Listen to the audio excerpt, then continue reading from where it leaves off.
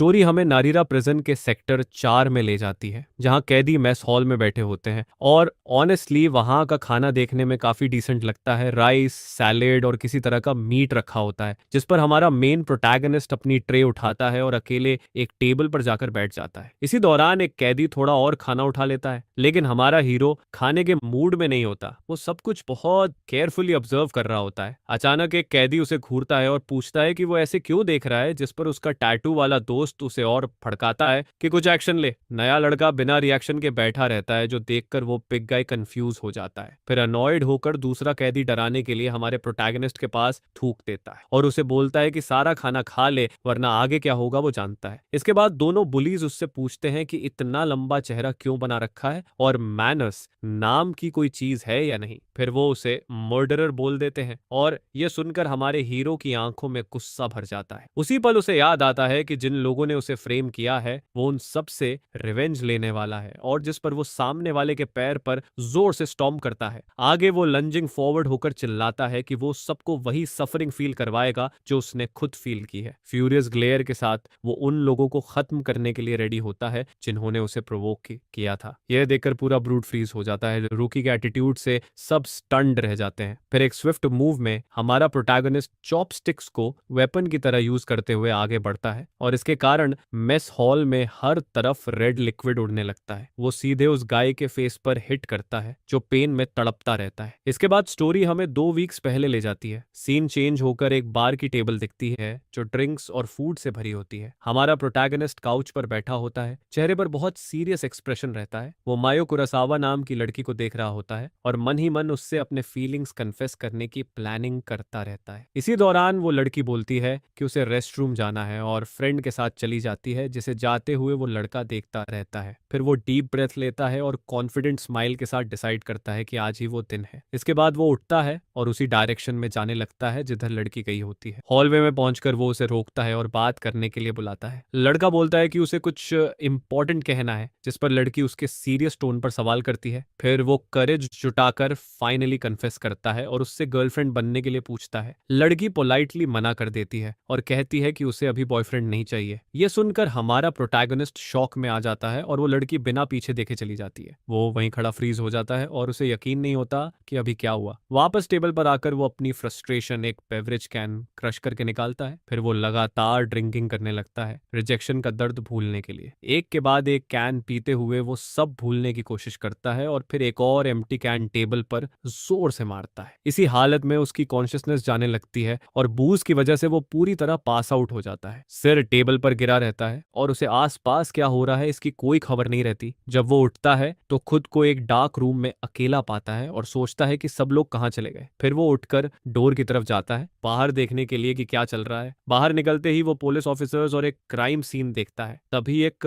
Corp उसे पकड़ लेता है और लड़की मियो कुरासावा के मर्डर का आरोप लगा देता है। हमारा प्रोटैगनिस्ट चिल्लाता है कि यह इम्पॉसिबल है और गार्ड से छूटने की कोशिश करता है। डेस्परेट होकर वो पुलिस टेप पे पकड़ लेता है और समझ नहीं पाता कि उस पर यह आरोप क्यों लगाया जा रहा है। उसी के सामने वो उस लड़की की बॉडी देखता है जिसे वो पसंद करता था, जो जमीन पर पड़ी होती है। फिर सीन कोर्ट रूम में शिफ्ट होता है, जहां जज उसे 30 साल की प्रिजन सेंटेंस सुना देता है। लड़की के पेरेंट्स गुस्से में चिल्लाते हैं कि उसे मैक्सिमम पनिशमेंट मिलनी चाहिए थी। हमारा प्रोटैगनिस्ट की दुनिया पूरी तरह टूट जाती है और वो सोचता रहता है कि सब कुछ यहाँ तक कैसे पहुंच गया। उसे एमओ की स्माइल याद आती है और वो खुद से पूछता है कि क्या ये सब सिर्फ एक नाइटमेयर है। आंखों में आंसू लेकर वो कसम खाता है कि उसने ये क्राइम नहीं किया। तभी उसका फादर कोर्ट में खड़ा होकर अपने बेटे की इनोसेंस डिफेंड करता है, जिसके जवाब में विक्टिम की फैमिली उसे अक्यूज्ड करने लगती है कि वो अब भी एक्सक्यूजेस बना रहा है। इसके बाद लड़की के रिलेटिव्स उसके फादर पर टूट पड़ते हैं और उसे जमीन पर गिरा देते हैं। यह देखकर हमारा प्रोटैगनिस्ट डैड के लिए चीखता है, लेकिन पकड़ा हुआ होता है और उन्हें रोकने की भीख मांगता रहता है। मार खाते हुए भी फादर बोलता है कि वो अपने बेटे की इनोसेंस प्रूव करेगा। इसके बाद सीन चेंज होकर एक बिल्डिंग का एक्सटीरियर दिखता है, जो प्रिजन जैसा लगता है। प्रेजेंट में वापस आकर हम देखते हैं कि सेल में दूसरे कैदी उसे घूर रहे होते हैं। जैसे ही वो अंदर आता है, सब सस्पिशियस नजरों से उसे देखते रहते हैं। अपने बिलोंगिंग्स पकड़े हुए एक कैदी उससे उसके क्राइम के बारे में पूछता है। टैटू वाला गाय डराने के लिए पास आता है, लेकिन कुछ बोल नहीं पाता। तभी पीछे से दूसरा प्रिजनर उसे हिट करता है और जवाब देने को कहता है। जमीन पर गिरकर वो रोते हुए कहता है कि उसने कुछ नहीं किया और उसे फ्रेम किया गया है। फिर बिग गाय उसे बुलाता है। चेहरे पर फ्रेंडली फ्रेंडली एक्सप्रेशन बिल्कुल नहीं होता। हमारा प्रोटैगनिस्ट ओबे करता है और सेल लीडर के सामने खड़ा हो जाता है। बिना वार्निंग के लीडर उसके स्टमक में जोरदार किक मारता है और इम्पैक्ट से वो पीछे उड़कर सेल फ्लोर पर गिर जाता है। बुली उसे उठाकर पूछता है कि क्या वो न्यूज वाला मर्डरर है। मना करने के बावजूद बाकी कैदी उसे फिर से पीटते हैं। लीडर बोलता है कि उसे ऐसे लोग बिल्कुल पसंद नहीं और उसे फाइट बैक करने को उकसाता है। रिएक्शन ना देखकर वो अपने गूंज को बोलता है कि नए लड़के को बांध दो। हमारा प्रोटैगनिस्ट छूटने की कोशिश करता है लेकिन बाकी लोग ज्यादा स्ट्रांग होते हैं। थोड़ी देर में उसके हाथ कसकर बांध दिए जाते हैं और एस्केप का कोई रास्ता नहीं रहता। एक बुली चिल्लाकर पूछता है कि अब भी रेजिस्ट कर सकता है या नहीं और पूरी ताकत से उसके स्टमक में पंच मार देता है। ब्लो इतना स्ट्रांग होता है कि वो बहुत सारा ब्लड थूक देता है। हाथ बंधे होने की वजह से वो खुद को डिफेंड नहीं कर पाता और एक ह्यूमन पंचिंग बैग बन जाता है। हालत ऐसी हो जाती है कि वो पूरी तरह बीटन होता है और फाइट करने की कोई स्ट्रेंथ नहीं बचती। सेल लीडर उसके बाल पकड़कर उसे घूरता है। नजरों में प्योर कंटेम्प्ट होता है। फिर वो धमकी देता है कि अगर गार्ड्स को कुछ बताया तो हालात और भी बुरे होंगे। हमारा प्रोटैगनिस्ट नफरत भरी नजरों से अटैकर का चेहरा याद कर लेता है। अगले दिन एक गार्ड उसे प्रिजन हॉलवे में बुलाता है। ऑफिसर उसे टेरिबल न्यूज देता है कि उसके पेरेंट्स एक्सीडेंट में मर गए हैं। तो जो पूरी तरह शॉक में चला जाता है। गार्ड उससे पूछता है कि क्या कोई और रिलेटिव है। जब वो जवाब नहीं देता तो ऑफिसर बार बार सवाल करता है। आंखों में आंसू लेकर हमारा हीरो बोलता है कि अब इस दुनिया में उसका कोई नहीं बचा है। गार्ड कहता है कि उसे कोई फर्क नहीं पड़ता और बिना कंपैशन के उसे वहां से भेज देता है। इसके बाद ऑफिसर्स खाना खाने चले जाते हैं और टोजो अकेला रह जाता है। मेस हॉल में वापस आकर हमारा प्रोटैगनिस्ट दिन का खाना उठाता है। पूरी तरह एम्प्टी लुक के साथ वो टेबल पर बैठ जाता है। खाने की कोई इच्छा नहीं रहती। उसी वक्त उसे परेशान करने वाला बुली भी अपना चो ले रहा होता है। टोजो डिस्टेंस से सब कुछ सीरियस और कैलकुलेटिंग नजरों से देखता रहता है। फिर वो गाय उसके पास आता है और चिल्लाना शुरू कर देता है। टैटू वाला पार्टनर साइड में खड़ा होकर स्मर्क करता रहता है। ब्रूट उसे घूरता रहता है, रिएक्शन का इंतजार करता है। फिर उसका बड़ी ट्रे के पास थूक देता है और उसे और प्रोवोक करता है। वो धमकी देता है कि बिना कंप्लेन किए सब कुछ खा ले।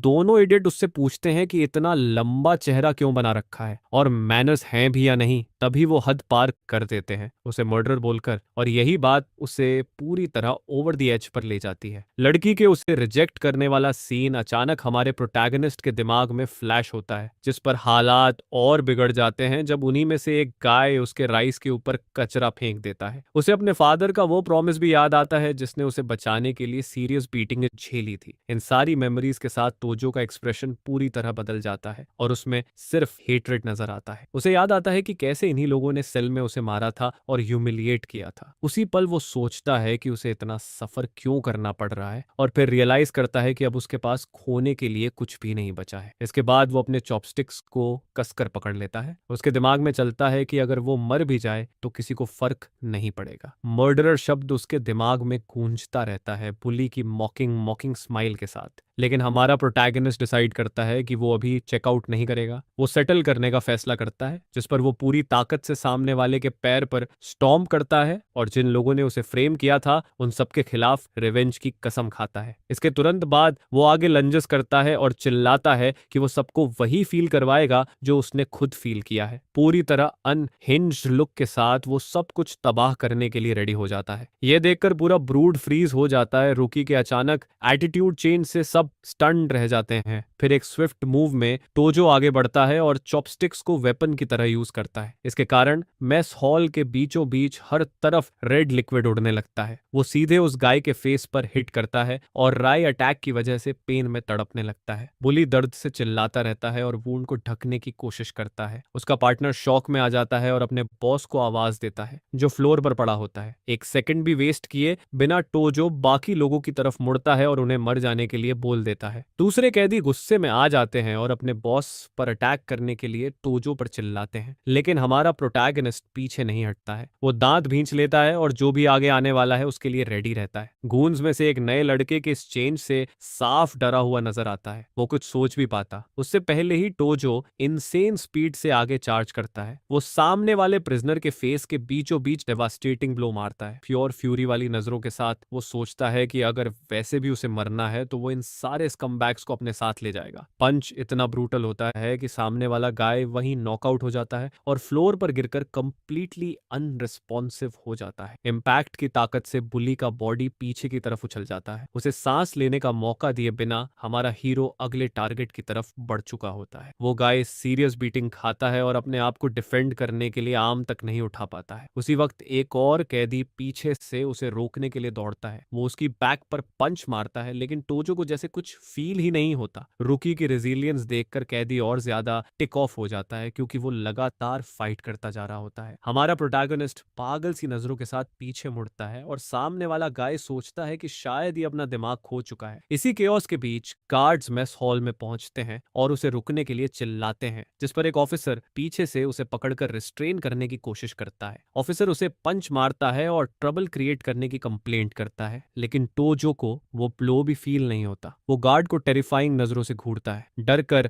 ऑफिसर बोलता है कि इंजर्ड गाय को इन्फर्मरी ले जाओ, इससे पहले कि बहुत देर हो जाए। इसी बीच हमारा प्रोटैगनिस्ट पूरी सिचुएशन पर प्योर रेज में चिल्लाता रहता है। वो खुद को छुड़ा लेता है और उसे पकड़े हुए गार्ड पर पावरफुल स्पिनिंग किक मार देता है। इस अटैक की फोर्स से ऑफिसर पूरी तरह स्टन्ड रह जाता है। इसके तुरंत बाद टोजो दौड़ पड़ता है और गार्ड चिल्लाता है, ये सोचकर कि वो खुद को दीवार से टकरा देगा। कई कैदी और ऑफिसर्स मिलकर उसे पकड़ने की कोशिश करते हैं। वहां से वो उसे कसकर पकड़ लेते हैं, जबकि वो खुद को छुड़ाने के लिए स्ट्रगल करता रहता है। पकड़े जाने के बावजूद वो पूरी ताकत से चिल्लाता और फाइट करता रहता है। सीन इन्फर्मरी में शिफ्ट होता है, जहां एक आईवी बैग लटका हुआ दिखता है। हमारा प्रोटैगनिस्ट बेड पर लेटा होता है और ऐसा लगता है जैसे उसने जीने की इच्छा खो दी हो। डॉक्टर गार्ड को समझाता है कि अगर वो खाना रिफ्यूज करता रहा तो उसकी जान खतरे में पड़ जाएगी। इसी दौरान एक एल्डरली जैनिटर इन्फर्मरी में एंटर करता है सफाई करने के लिए। हाथ में ब्रूम लेकर वो कामली फ्लोर स्वीप करने लगता है। अचानक वो रुकता है और यंग मैन से बोलता है कि अपनी लाइफ को ऐसे वेस्ट मत कर। हमारा प्रोटैगनिस्ट एडवाइस सुनता है, लेकिन बिना किसी एक्सप्रेशन के वैसे ही पड़ा रहता है। ओल्ड मैन पूछता है कि अगर वो मर गया तो उसके पेरेंट्स का नाम कौन साफ करेगा। ये सुनते ही टोजो की आंखें चौड़ी हो जाती हैं और वो अलर्ट हो जाता है। वो बेड पर बैठता है और पूछता है कि ओल्ड मैन ने अभी क्या कहा। ओल्ड मैन सवाल करता है कि क्या उसने कभी सोचा है कि एक्सीडेंट रियल नहीं भी हो सकता। टोजो और ज्यादा शॉक हो जाता है और पूछता है कि वो क्या इंप्लाई कर रहा है। सीरियस लुक के साथ ओल्ड मैन कहता है कि उसके पेरेंट्स का मर्डर किया गया था। यह सुनकर यंग मैन उसका कॉलर पकड़ लेता है और पूछता है कि उसे ये कैसे पता। ओल्ड मैन उसे काम करता है और सीधे पूछता है कि क्या उसने सच में उस लड़की को मारा था। हमारा प्रोटैगनिस्ट उसकी आंखों में देखकर पूरी सर्टेनिटी के साथ एक्यूजेशन डिनाई करता है। इस पर ओल्ड मैन कंक्लूड करता है कि उसके पेरेंट्स को एविडेंस ढूंढने की वजह से एलिमिनेट किया गया। टोजो को याद आता है कि केस की शुरुआत से ही उसे सब कुछ बहुत स्ट्रेंज लगता था। वो सोचता है कि ऐसा करने की हिम्मत किस में हो सकती है और मोटिव क्या रहा होगा। यह सोचते हुए उसकी आंखों से प्योर रजे के आंसू बहने लगते हैं और वो दांत भींच लेता है। टोजो चिल्लाकर बोलता है कि ओल्ड मैन सही है और वो तब तक चेकआउट नहीं करेगा जब तक अपने पेरेंट्स का बदला नहीं ले लेता। मिशाचिया यंग मैन की नई डिटर्मिनेशन देखकर हल्की सेटिस्फाइड स्माइल देता है, लेकिन वार्न करता है कि उसकी करंट स्टेट में टोजो कुछ भी नहीं कर पाएगा और कुरीकी उसे खत्म करना चाहता है। इसके बाद ओल्ड मैन बोलता है कि लकीली सरवाइव करने का एक तरीका है। वो बड़ी ग्रिन देता है और हमारे प्रोटैगनिस्ट की करेज की तारीफ करता है और कहता है कि उसे वो पसंद है। वहां से टूचिया हेल्प ऑफर करता है अगर वो सरवाइव कर गया, जिसे सुनकर यंग मैन कंफ्यूज हो जाता है। ओल्ड मैन सिनिस्टर लुक के साथ रिवील करता है कि उसकी हेल्प प्रिजन से एस्केप करने के लिए है। अचानक बाहर से आवाज सुनकर ओल्ड मैन का एक्सप्रेशन बदल जाता है। जाने से पहले वो टोजो को एक बुक देता है और बोलता है कि ये फ्यूचर में बहुत यूजफुल होगी। हमारा प्रोटैगनिस्ट बुक लेता है और ओल्ड मैन को हॉलवे में जाते हुए देखता है। बुक के कवर पर ह्यूमन एनाटॉमी और उसके मेन वीक पॉइंट्स के बारे में लिखा होता है। टोजो पूछता है कि वो असल में है कौन, जिस पर ओल्ड मैन खुद को सीचिया बताता है और जोड़ता है कि वो उसे बस ओल्ड टाइमर कह सकता है। अचानक एक गार्ड इन्फर्मरी का डोर तोड़ते हुए अंदर आता है। वो कामली बुक पढ़ने के लिए टोजो पर चिल्लाता है। ऑफिसर कंप्लेन करता है कि मेस हॉल में किया गया उसका मेस सबके लिए नाइटमेयर बन चुका है। इसके बाद वो उसे 1 महीने के लिए सॉलिटरी भेज देता है ताकि उसका दिमाग ठंडा हो सके। बिना किसी मर्सी के उसे डार्क सेल में जोर से फेंक देता है। मेटल डोर बंद हो जाता है और हमारा हीरो पूरी डार्कनेस में अकेला रह जाता है। अंदर वो बुक पकड़े रहता है और सोचता है कि अब वो अपनी लाइफ खत्म नहीं करना चाहता। एनाटॉमी बुक को देखते हुए उसे जीने का नया पर्पस मिल जाता है। डिटर्मिन्ड लुक के साथ वो कसम खाता है कि वो अपना रिवेंज जरूर लेगा। 15 दिन गुजर जाते हैं और फाइनली सॉलिटरी कन्फाइनमेंट का डोर खुलता है। वही गार्ड सेल खोलता है और चिल्लाता है है कि अगर जिंदा है तो बाहर आ, लेकिन अंदर देखकर ऑफिसर पूरी तरह शॉक हो जाता है। हमारा प्रोटैगनिस्ट डार्कनेस से बाहर निकलता है, बिल्कुल अलग फिजिक के साथ। उसका बॉडी पहले से कहीं ज्यादा स्ट्रॉन्ग और डिफाइंड हो चुका होता है। गार्ड पूछता है कि उसने अंदर क्या किया, जिस पर टोजो कैजुअली बोलता है कि कुछ खास नहीं। सिनिस्टर स्माइल के साथ वो कहता है कि वो बस अपने सिंस पर रिफ्लेक्ट कर रहा था। सीन प्रिजन यार्ड में चेंज होता है, जहां कैदी मैनुअल लेबर कर रहे होते हैं। हमारा प्रोटैगनिस्ट नए कॉन्फिडेंस के साथ उस एरिया से गुजरता है। दूर से उसे टॉर्मेंट करने वाला एक बुली टोजो को देख लेता है और सरप्राइज हो जाता है, जिस पर वो तुरंत अपने बडीज को कॉल करता है और बोलता है कि टोजो यहाँ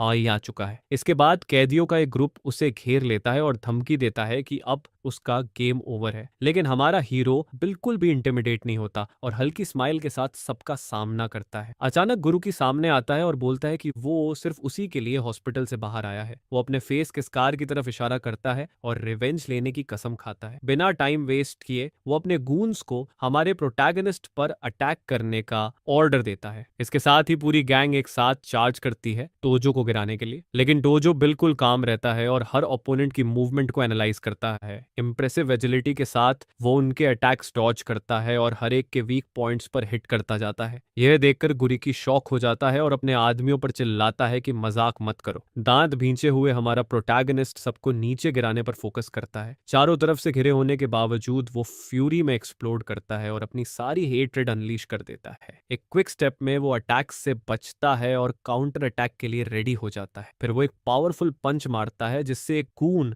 हवा में उड़ जाता है। यह देखकर गुरिकी और ज्यादा टेक ऑफ हो जाता है और चिल्लाते हुए खुद अटैक करता है। इसके बाद बिल्डिंग की छत पर दोनों के बीच लाइफ और डेथ फाइट शुरू हो जाती है। हमारा प्रोटैगनिस्ट चिल्लाता है कि वो उसे खत्म कर देगा और उसकी सारी रेज बाहर आ जाती है। इसके बाद वो गुरिकी को पकड़ता है और बिल्डिंग के ऊपर से नीचे फेंक देता है। गिरते हुए बॉस डेस्पिरेशन में चीखता है। ऊपर से उसके आदमी सब कुछ देखते रहते हैं और पैनिक में अपने बॉस का नाम चिल्लाते हैं। अगले ही पल गुरिकी प्रिजन यार्ड में जोरदार इंपैक्ट के साथ जमीन पर गिरता है, लेकिन हमारा हीरो यहीं नहीं रुकता और डिफीटेड होने के बावजूद भी उस पर बीट डाउन जारी रखता है। उसके दिमाग में वो सारे लोग आते हैं जिन्होंने उसे टॉर्मेंट और फ्रेम किया था। इसी सोच के साथ वो प्योर हेट्रेड वाली नजरों से कसम खाता है कि वो उन सबको क्रश कर देगा। उसी वक्त गार्ड्स दौड़ते हुए फाइट रोकने के लिए पहुंचते हैं। एक ऑफिसर डेस्परेट होकर तोजो को तुरंत रुकने के लिए चिल्लाता है। गार्ड वार्न करता है कि अगर उसने गुरिकी को मार दिया तो उसे मैक्सिमम सेंटेंस मिलेगी। हमारा प्रोटैगनिस्ट सोचता है कि यह बात सही है और वो रिवेंज लिए बिना मर भी नहीं सकता, जिस पर वो दांत भींचकर खुद को एक बड़ी गलती करने से रोक लेता है। फिर वो खड़ा होकर रेज में चिल्लाता है और बाकी लोग उसे पागल समझने लगते हैं। इसके बाद उसकी सेंटेंस 20 साल और बढ़ा दी जाती है और अब पूरी प्रिजन में हर कोई उससे डरने लगता है। कुछ समय बाद हम टोजो को इन्फर्मरी में रिकवर करते हुए और एक बुक पढ़ते हुए देखते हैं। एक गार्ड उसे बताता है कि गुरिकी को ट्रांसफर कर दिया गया है और अब वो लाइफ भर व्हीलचेयर पर रहेगा। ऑफिसर पूछता है कि उसके वुंड्स हील हुए या नहीं और बोलता है कि अब उसे वापस सेल में भेजा जाएगा। हमारा प्रोटैगनिस्ट रियलाइज करता है कि जो आदमी एंड से नहीं डरता उससे कोई भी मैस नहीं करना चाहता। इसके बाद वो इन्फर्मरी से निकलता है और कामली हॉलवे में चलता है। अचानक साथिया सामने आता है और बोलता है कि फिर से मुलाकात हो गई। टोजो उसे उसका प्रॉमिस याद दिलाता है और पूछता है कि उसे वहां से एस्केप करना सिखाए। ओल्ड मैन हल्की हंसी छोड़ता है और टोजो के एटीट्यूड से काफी खुश नजर आता है। सूचिया बोलता है कि अगर टोजो अपॉर्चुनिटी क्रिएट कर दे तो वो उसे एस्केप कराने में हेल्प करेगा। टोजो पूछता है कि उसे क्या करना होगा। सिनिस्टर स्माइल के साथ ओल्ड मैन दिखाता है कि पूरा प्लान पहले से उसके दिमाग में है। वो रिवील करता है कि प्लान प्रिजन के अंदर एक बड़ा कमोशन क्रिएट करने का है। टोजो पूछता है कि आगे क्या, और क्या वो सच में उस पर ट्रस्ट कर सकता है। साथिया समझाता है कि किचन में सुअर ग्रेट काफी टाइम से लूज है। वो बोलता है कि अगर भरोसा न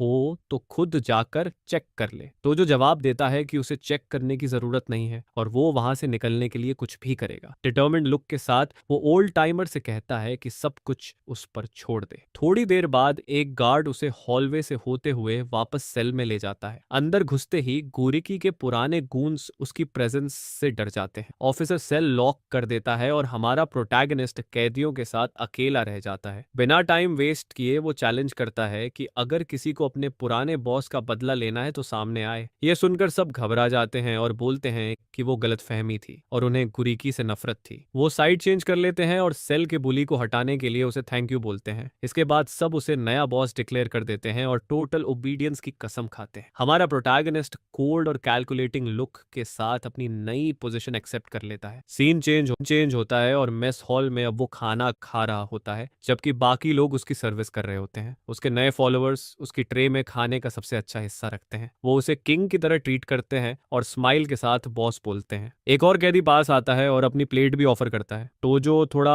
ऑकवर्ड फील करता है और बोलता है कि वो इतना ज्यादा नहीं खा सकता। इसी दौरान दूसरी टेबल पर कुछ प्रिजनर्स कुरीकी की पीट डाउन की बातें कर रहे होते हैं। यूमी सेन नाम का एक ब्रूट कंप्लेन करता है कि नया लड़का अभी तक रिस्पेक्ट देने नहीं आया है। उसका गून उसे काम करता है और बोलता है कि वो टोजो को उनकी साइड ले आएगा। यूमी सेन पूरे सेक्टर पर कब्जा करने के ख्याल से स्मर्क करता है। तभी उसका सबऑर्डिनेट उठता है और डराने के लिए टेबल पर जोर से फिस्ट मारता है। वो टोजो की टेबल के पास आता है और पूछता है कि क्या वही टोजो है जिसके बारे में सब बात कर रहे हैं। वो खुद को यूमी सान का आदमी बताता है और रिस्पेक्ट न दिखाने पर सवाल करता है। हमारा प्रोटैगनिस्ट बिल्कुल भी फ्लिंच नहीं करता और पूछता है कि क्या उसे कोई प्रॉब्लम है। उसके नए फॉलोअर्स डर जाते हैं और फुसफुसाते हैं कि यूमी सन बहुत डेंजरस है। टोजो डिस्टेंस से उस बिग गाय को घूरता रहता है। पूरी सिचुएशन समझते हुए यूमी सन अपने गून को बोलता है कि इस चीकी रूकी को मैनर्स सिखाओ। गून अनॉयड होकर टेबल पर हाथ मारता है और चिल्लाता है कि नया लड़का ज्यादा उड़ने लगा है। लेकिन हमारा प्रोटैगनिस्ट इंतजार नहीं करता और सीधे उस इडियट के फेस पर सॉलिड पंच मार देता है। कोल्ड लुक के साथ वो दिखा देता है कि वो यहाँ किसी से मजाक नहीं कर रहा। ये देखकर यूमी सान और ज्यादा टिक ऑफ हो जाता है। हमारे हीरो के नए फॉलोअर्स का मुंह खुला का खुला रह जाता है। वो गाय उड़ते हुए टेबल तोड़ देता है और अपने बॉस को मदद के लिए चिल्लाता है। ये देखकर यूमी सान गुस्से में खड़ा हो जाता है और टोजो को गालियां देता है। हमारा हीरो बिल्कुल शांत खड़ा रहता है, शोडाउन के लिए रेडी। पूरे मेस हॉल में शॉक फैल जाता है और लोग डर के मारे पीछे हट जाते हैं। कैदियों के चेहरों पर टेरर साफ दिखता है क्योंकि अब मामला सीरियस हो चुका होता है। किसी ने नहीं सोचा था कि नया लड़का इतना क्रेजी होगा कि टॉप डॉग को चैलेंज कर दे। फ्लोर पर पड़े गून भी कसम खाता है कि वो टोजो को खत्म करेगा, लेकिन टोजो को कोई फर्क नहीं पड़ता। इसके बाद दोनों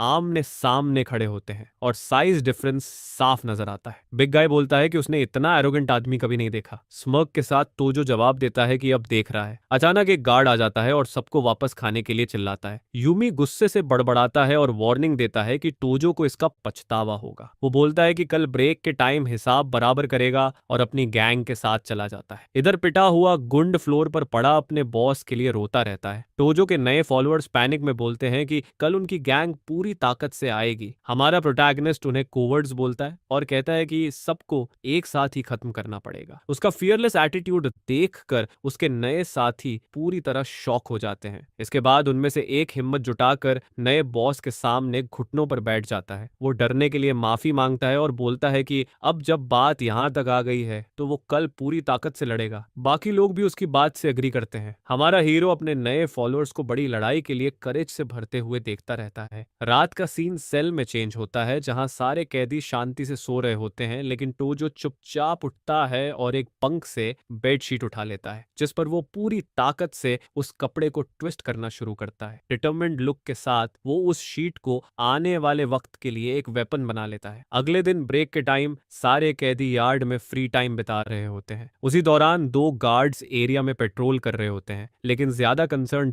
नहीं लगते। अचानक एक प्रिजनर ऑफिसर को बुलाता है और हाई क्वालिटी स्मोक्स ऑफर करता है, जिस पर ऑफिसर ऑफर एक्सेप्ट करता है और अपने पार्टनर के साथ एक कॉर्नर में चला जाता है। उधर यूमी सान और उसकी गैंग पहले से ही हमारे हीरो का इंतजार कर रही होती है हिसाब बराबर करने के लिए। यह देखकर बाकी कैदी भी बिग शोडाउन देखने के लिए गैदर होने लगते हैं। सिचुएशन को देखते हुए टोजो का एक फॉलोअर चिल्लाकर वार्न करता है कि वो लोग आ गए हैं। हमारा हीरो कॉन्फिडेंट स्माइल करता है क्योंकि सब कुछ उसके प्लान के मुताबिक चल रहा होता है। वो राइवल गैंग की तरफ देखकर चिल्लाता है और उन्हें अपनी पूरी डिटर्मिनेशन दिखाने के लिए कहता है। इसके बाद यूमी सान के गूंज टोजो के छोटे से ग्रुप की तरफ चार्ज कर देते हैं। पूरा यार्ड केओस में बदल जाता है और फुल ऑन ब्रॉल शुरू हो जाता है। शुरुआत में ही यूमी सान का एक आदमी जोरदार बीटिंग खाता है और एक पंच में नॉकआउट हो जाता है। फाइट और ज्यादा इंटेंस होती जाती है और हमारा प्रतियोगी अपनी पूरी शक्ति दिखाने लगता है। यह देखकर यूमी सन गुस्से में भर जाता है और खुद भी फाइट में कूद पड़ता है। दूर से गार्ड ये सब देख लेता है और दौड़ते हुए आता है, चिल्लाता है कि फिर से फाइट शुरू हो गई है।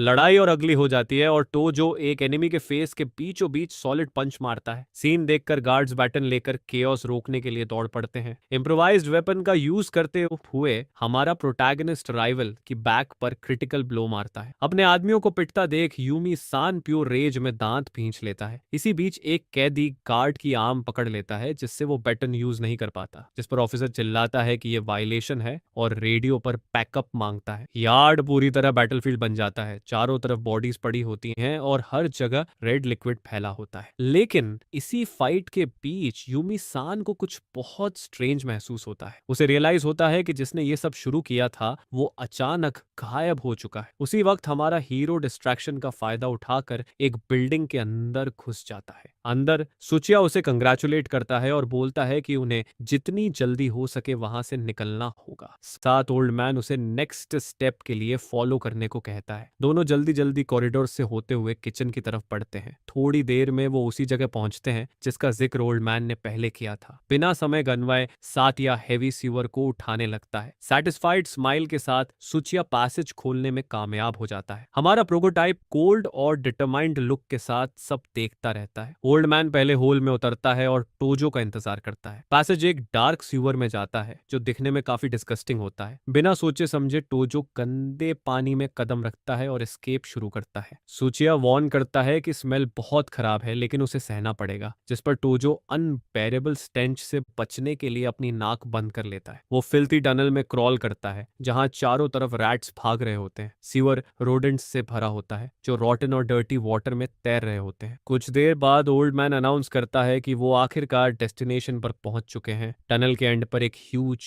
मेटल गेट रास्ता रोककर खड़ा होता है। यह देखकर हमारा प्रोटैगनिस्ट पूछता है कि अब बाहर कैसे निकलेंगे। ओल्ड मैन उसे काम करता है और बोलता है कि वो पहले यहाँ आ चुका है और सारी अरेंजमेंट्स कर चुका है। वो बताता है कि उसने पहले से ऐसा सेटअप किया था कि गेट की एक बार निकाली जा सके। इसके बाद साचिया तोजो को पूरी ताकत से पुश करने को कहता है। हमारा प्रोटैगनिस्ट ओबे करता है और आयरन बार को पूरी स्ट्रेंथ से धक्का देता है, जिसके बाद गेट आखिरकार ढीला पड़ जाता है और एस्केप का रास्ता खुल जाता है। लेकिन जैसे ही टोजो मुड़ता है ओल्ड टाइमर बिना मर्सी के उसकी बैक में वार कर देता है। सिचा शार्प ब्लेड से सीधे उसके चेस्ट पर स्टैब करता है। सिनिस्टर लुक के साथ वो कहता है कि यहीं उसकी मिशन खत्म होती है और अब वो उसे मार देगा। सरप्राइज अटैक से हमारा प्रोटैगनिस्ट जमीन पर गिर जाता है और रिएक्ट करने की ताकत नहीं बचती। ट्रेटर ओल्ड मैन मुड़कर बाहर जाने लगता है, ये सोचकर कि वो जीत गया है, लेकिन भागने से पहले टोजो उसका एंकल पकड़ लेता है। सूचिया शॉक में मुड़ता है और देखता है कि यंग मैन के पास नाइफ उसकी गर्दन पर लगा हुआ है। हमारा प्रोटैगनिस्ट बोलता है कि ओल्ड टाइमर हमेशा उसे हर चीज पर सस्पिशियस रहना सिखाता था। इसी वजह से उसने एनाटॉमी बुक अपने चेस्ट में छुपा रखी थी, जिसने उसे स्टैबिंग से बचा लिया। ब्लेड बुक के पेजेस में फंस गई थी जो ओल्ड मैन ने खुद उसे दी थी। ओल्ड मैन टेंस हो जाता है और टोजो चिल्लाता है कि उसने अब किसी पर भरोसा न करना सीख लिया है। सातिया ताना मारता है और पूछता है कि क्या वो उसी मेथड से उसे चैलेंज करेगा जो उसने सिखाए थे। बिना हेजिटेशन हमारा प्रोटैगनिस्ट ब्लेड लेकर ट्रेटर को खत्म करने के लिए लंच करता है। टोजो ओल्ड टाइमर से छीना हुआ ब्लेड प्योर रेज के साथ पकड़े रहता है। सूचिया अपना नाइफ फेंक देता है और बोलता है कि फाइट जीतने का उसके पास बस एक चांस है। दांत भींचकर टोजो उस कॉम्बैट के लिए तैयार होता है जो उसका फ्यूचर डिसाइड करने वाला होता है। वो अपने पास रखा लाइम से भरा टावल ओल्ड मैन के फेस पर फेंक देता है। डिस्ट्रैक्शन का फायदा उठाकर वो ट्रेटर पर सॉलिड पंच मारता है। ओल्ड मैन पेन में चिल्लाते हुए जमीन पर गिर जाता है। ठीक से देख ना पाने की हालत में वो पूछता है कि ये क्या है और रियलाइज करता है कि उस पर लाइम फेंका गया है। हमारा हीरो रिवील करता है कि उसे सब कुछ पहले से पता था, क्योंकि किसी ने ओल्ड टाइमर की प्लान की चुगली कर दी थी। गुस्से में साथिया उठता है और कसम खाता है कि वो टोजो को अपने साथ नीचे ले जाएगा। लेकिन हमारा हीरो उसे वो एसिड वायल दिखाता है जिसे ओल्ड मैन उस पर यूज करने वाला था। सूचिया को याद आता है कि उसने वेपन छुपाया था, लेकिन टोजो उससे ज्यादा स्मार्ट निकला। सीचिया के चेहरे पर प्योर हार्ट रेट साफ दिखता है क्योंकि वो आउट प्लेड हो चुका होता है। वो पूरी ताकत से चार्ज करता है और पूछता है कि क्या सच में टोजो उसे हरा सकता है। रिएक्ट करने का मौका दिए बिना हमारा प्रोटैगनिस्ट ब्रूटल ब्लो मारता है। इसके बाद वो पावरफुल किक से फाइट खत्म कर देता है, जिससे ओल्ड टाइमर उड़कर गिरता है। जमीन पर पड़ा ओल्ड मैन मान लेता है कि वो नाइव था और टोजो सही था। हमारा प्रोटैगनिस्ट जवाब देता है कि वो दोबारा किसी पर भरोसा करने की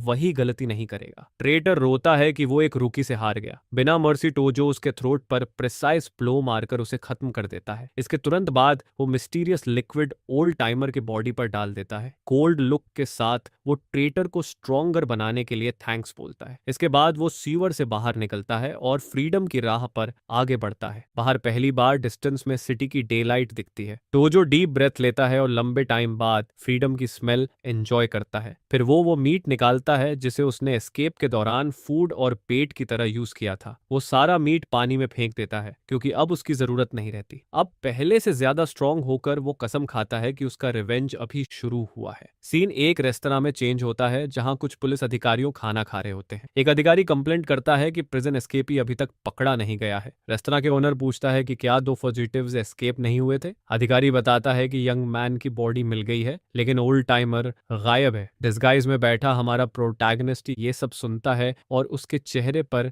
हल्की स्मर्क आ जाती है। उसे याद आता है कि एस्केप करने से पहले उसने ओल्ड टाइमर की यूनिफॉर्म से आईडी निकाल ली थी। इसके बाद उसने ट्रेटर की बॉडी पर एसिड से सिट डाला और ऊपर से वही आईडी रख दी, जिस पर पुलिस ने अस्यूम कर लिया कि जली हुई बॉडी हमारे हीरो की है। रेस्टोरेंट का ओनर उस आदमी की ट्रेजिक डेथ पर अफसोस जताता है। उसे सच्चाई का कोई आइडिया नहीं होता, लेकिन वहीं एक ऑफिसर बोलता है कि उसे यही डिजर्व करता था क्योंकि उसने एक टेरिबल क्राइम किया था। इसी बीच हमारा प्रोटैगनिस्ट शांति से खाना खाता रहता है और दिखावा करता है कि उसने ये कॉन्वर्सेशन सुनी ही नहीं। तभी एक सीनियर ऑफिसर रिवील करता है कि उस यंग मैन के पेरेंट्स ने ऑटोप्सी रिपोर्ट चुरा ली थी। यह सुनते ही टोजो का एक्सप्रेशन पूरी तरह बदल जाता है और वो अलर्ट हो जाता है। उसे रियलाइज होता है कि उसी रिपोर्ट की वजह से उसके पेरेंट्स को एलिमिनेट किया गया था। जिस पर वो टेबल से उठता है उस डॉक्यूमेंट को ढूंढने के लिए पूरी तरह डिटरमिन्ड होकर। तभी अचानक सीनियर ऑफिसर उसे जाने से पहले बात करने के लिए बुलाता है। हमारा प्रोटैगनिस्ट बिना किसी रिएक्शन के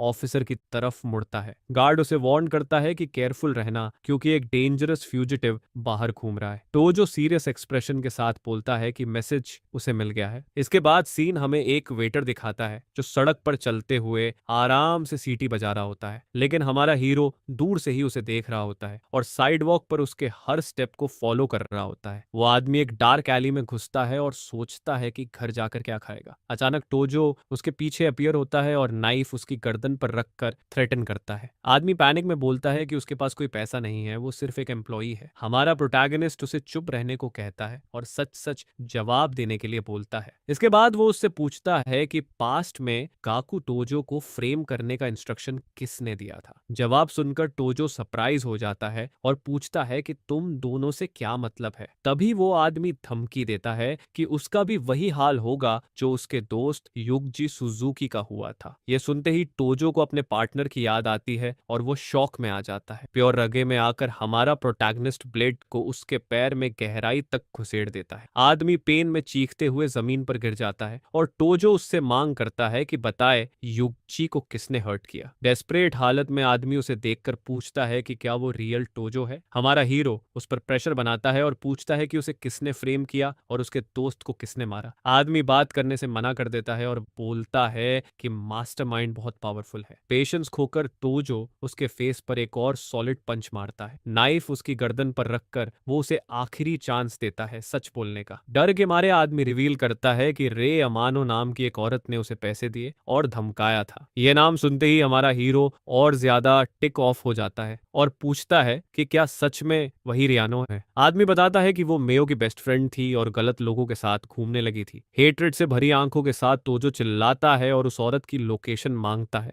आदमी बताता है कि वो ग्रांडिया नाइट क्लब में काम करती है और इस वक्त वहीं होगी। टोजो मुड़कर जाने लगता है तो आदमी अपनी जान की भीख मांगता है। वो बोलता है कि उसे मत मारो और जो भी कहा जाएगा वो करेगा, लेकिन हमारा हीरो उसकी नहीं सुनता और उसे चुप रखने के लिए गैग कर देता है। कोल्ड लुक के साथ वो बोलता है कि अभी उसे नहीं मारेगा और इंतजार करने को कहता है। बिना सोचे समझे टोजो उसे जोर से एक वेल में लात मारकर गिरा देता है। ऊपर से वो वार्न करता है कि अगर कुछ गलत हुआ तो वो वहीं भूख से मर जाएगा। इसके बाद एग्नेस्ट वहां से चला जाता है और ट्रेटर को अंधेरे में छोड़ देता है। वेल के नीचे आदमी पूरी तरह डेस्परेट होता है, बाहर निकलने का कोई रास्ता नहीं रहता। सीन चेंज होकर रात में एक आइसोलेटेड हाउस दिखाता है जो चारों तरफ से सुनसान होता है। वहां हमारा प्रोटैगनिस्ट अपने दोस्त युगजी को देखता है जो बुरी तरह बीटन होता है। युगजी शराब पीता रहता है और रोता है कि वो अपने दोस्त का बदला नहीं ले सका और पूरी तरह टूट चुका होता है। हमारा हीरो दूर से सब कुछ सीरियस और डिटर्मिन्ड लुक के साथ देखता रहता है। उसे याद आता है जब चाइल्डहुड में युगजी पुलिस से उसे बचाया करता था। मेमोरी में युगजी प्रॉमिस करता है कि अब कोई उसे परेशान नहीं करेगा। प्रेजेंट में वापस आकर युगजी कसम खाता है कि वो अपने दोस्त की इनोसेंस प्रूव करेगा। इतना कहते ही इंजरीज और एक्सॉशन की वजह से वो पास आउट हो जाता है। यह देखकर टोजो डिसाइड करता है कि वो अब युगजी को इन्वॉल्व नहीं करेगा और सब कुछ खुद हैंडल करेगा। इसके बाद वो रेमनो को ढूंढने के लिए ग्रांडिया नाइट क्लब पहुंचता है। बाहर वो एक ब्रूट को उस औरत के साथ निकलते हुए देखता है। वो यंग वुमन क्लाइंट को गुड बाय बोलती है और अगली बार और बेटर नाइट का प्रॉमिस करती है। इसके बाद वो अपनी वॉच देखती है और घर जाने का डिसाइड करती है। जैसे ही वो सड़क पर चलती है, हमारा प्रोटैगनिस्ट उसे क्लोजली फॉलो करने लगता है। नाइफ हाथ में लेकर वो पीछे से अप्रोच करने की तैयारी करता है, लेकिन गलती से वो औरत अपना पर्स पीछे उछाल देती है और सीधा उसके फेस पर लग जाता है। फिर वो फोन उठाती है और अग्री करती है कि 15 मिनट में उसी जगह मिलेगी। भीड़ में बिना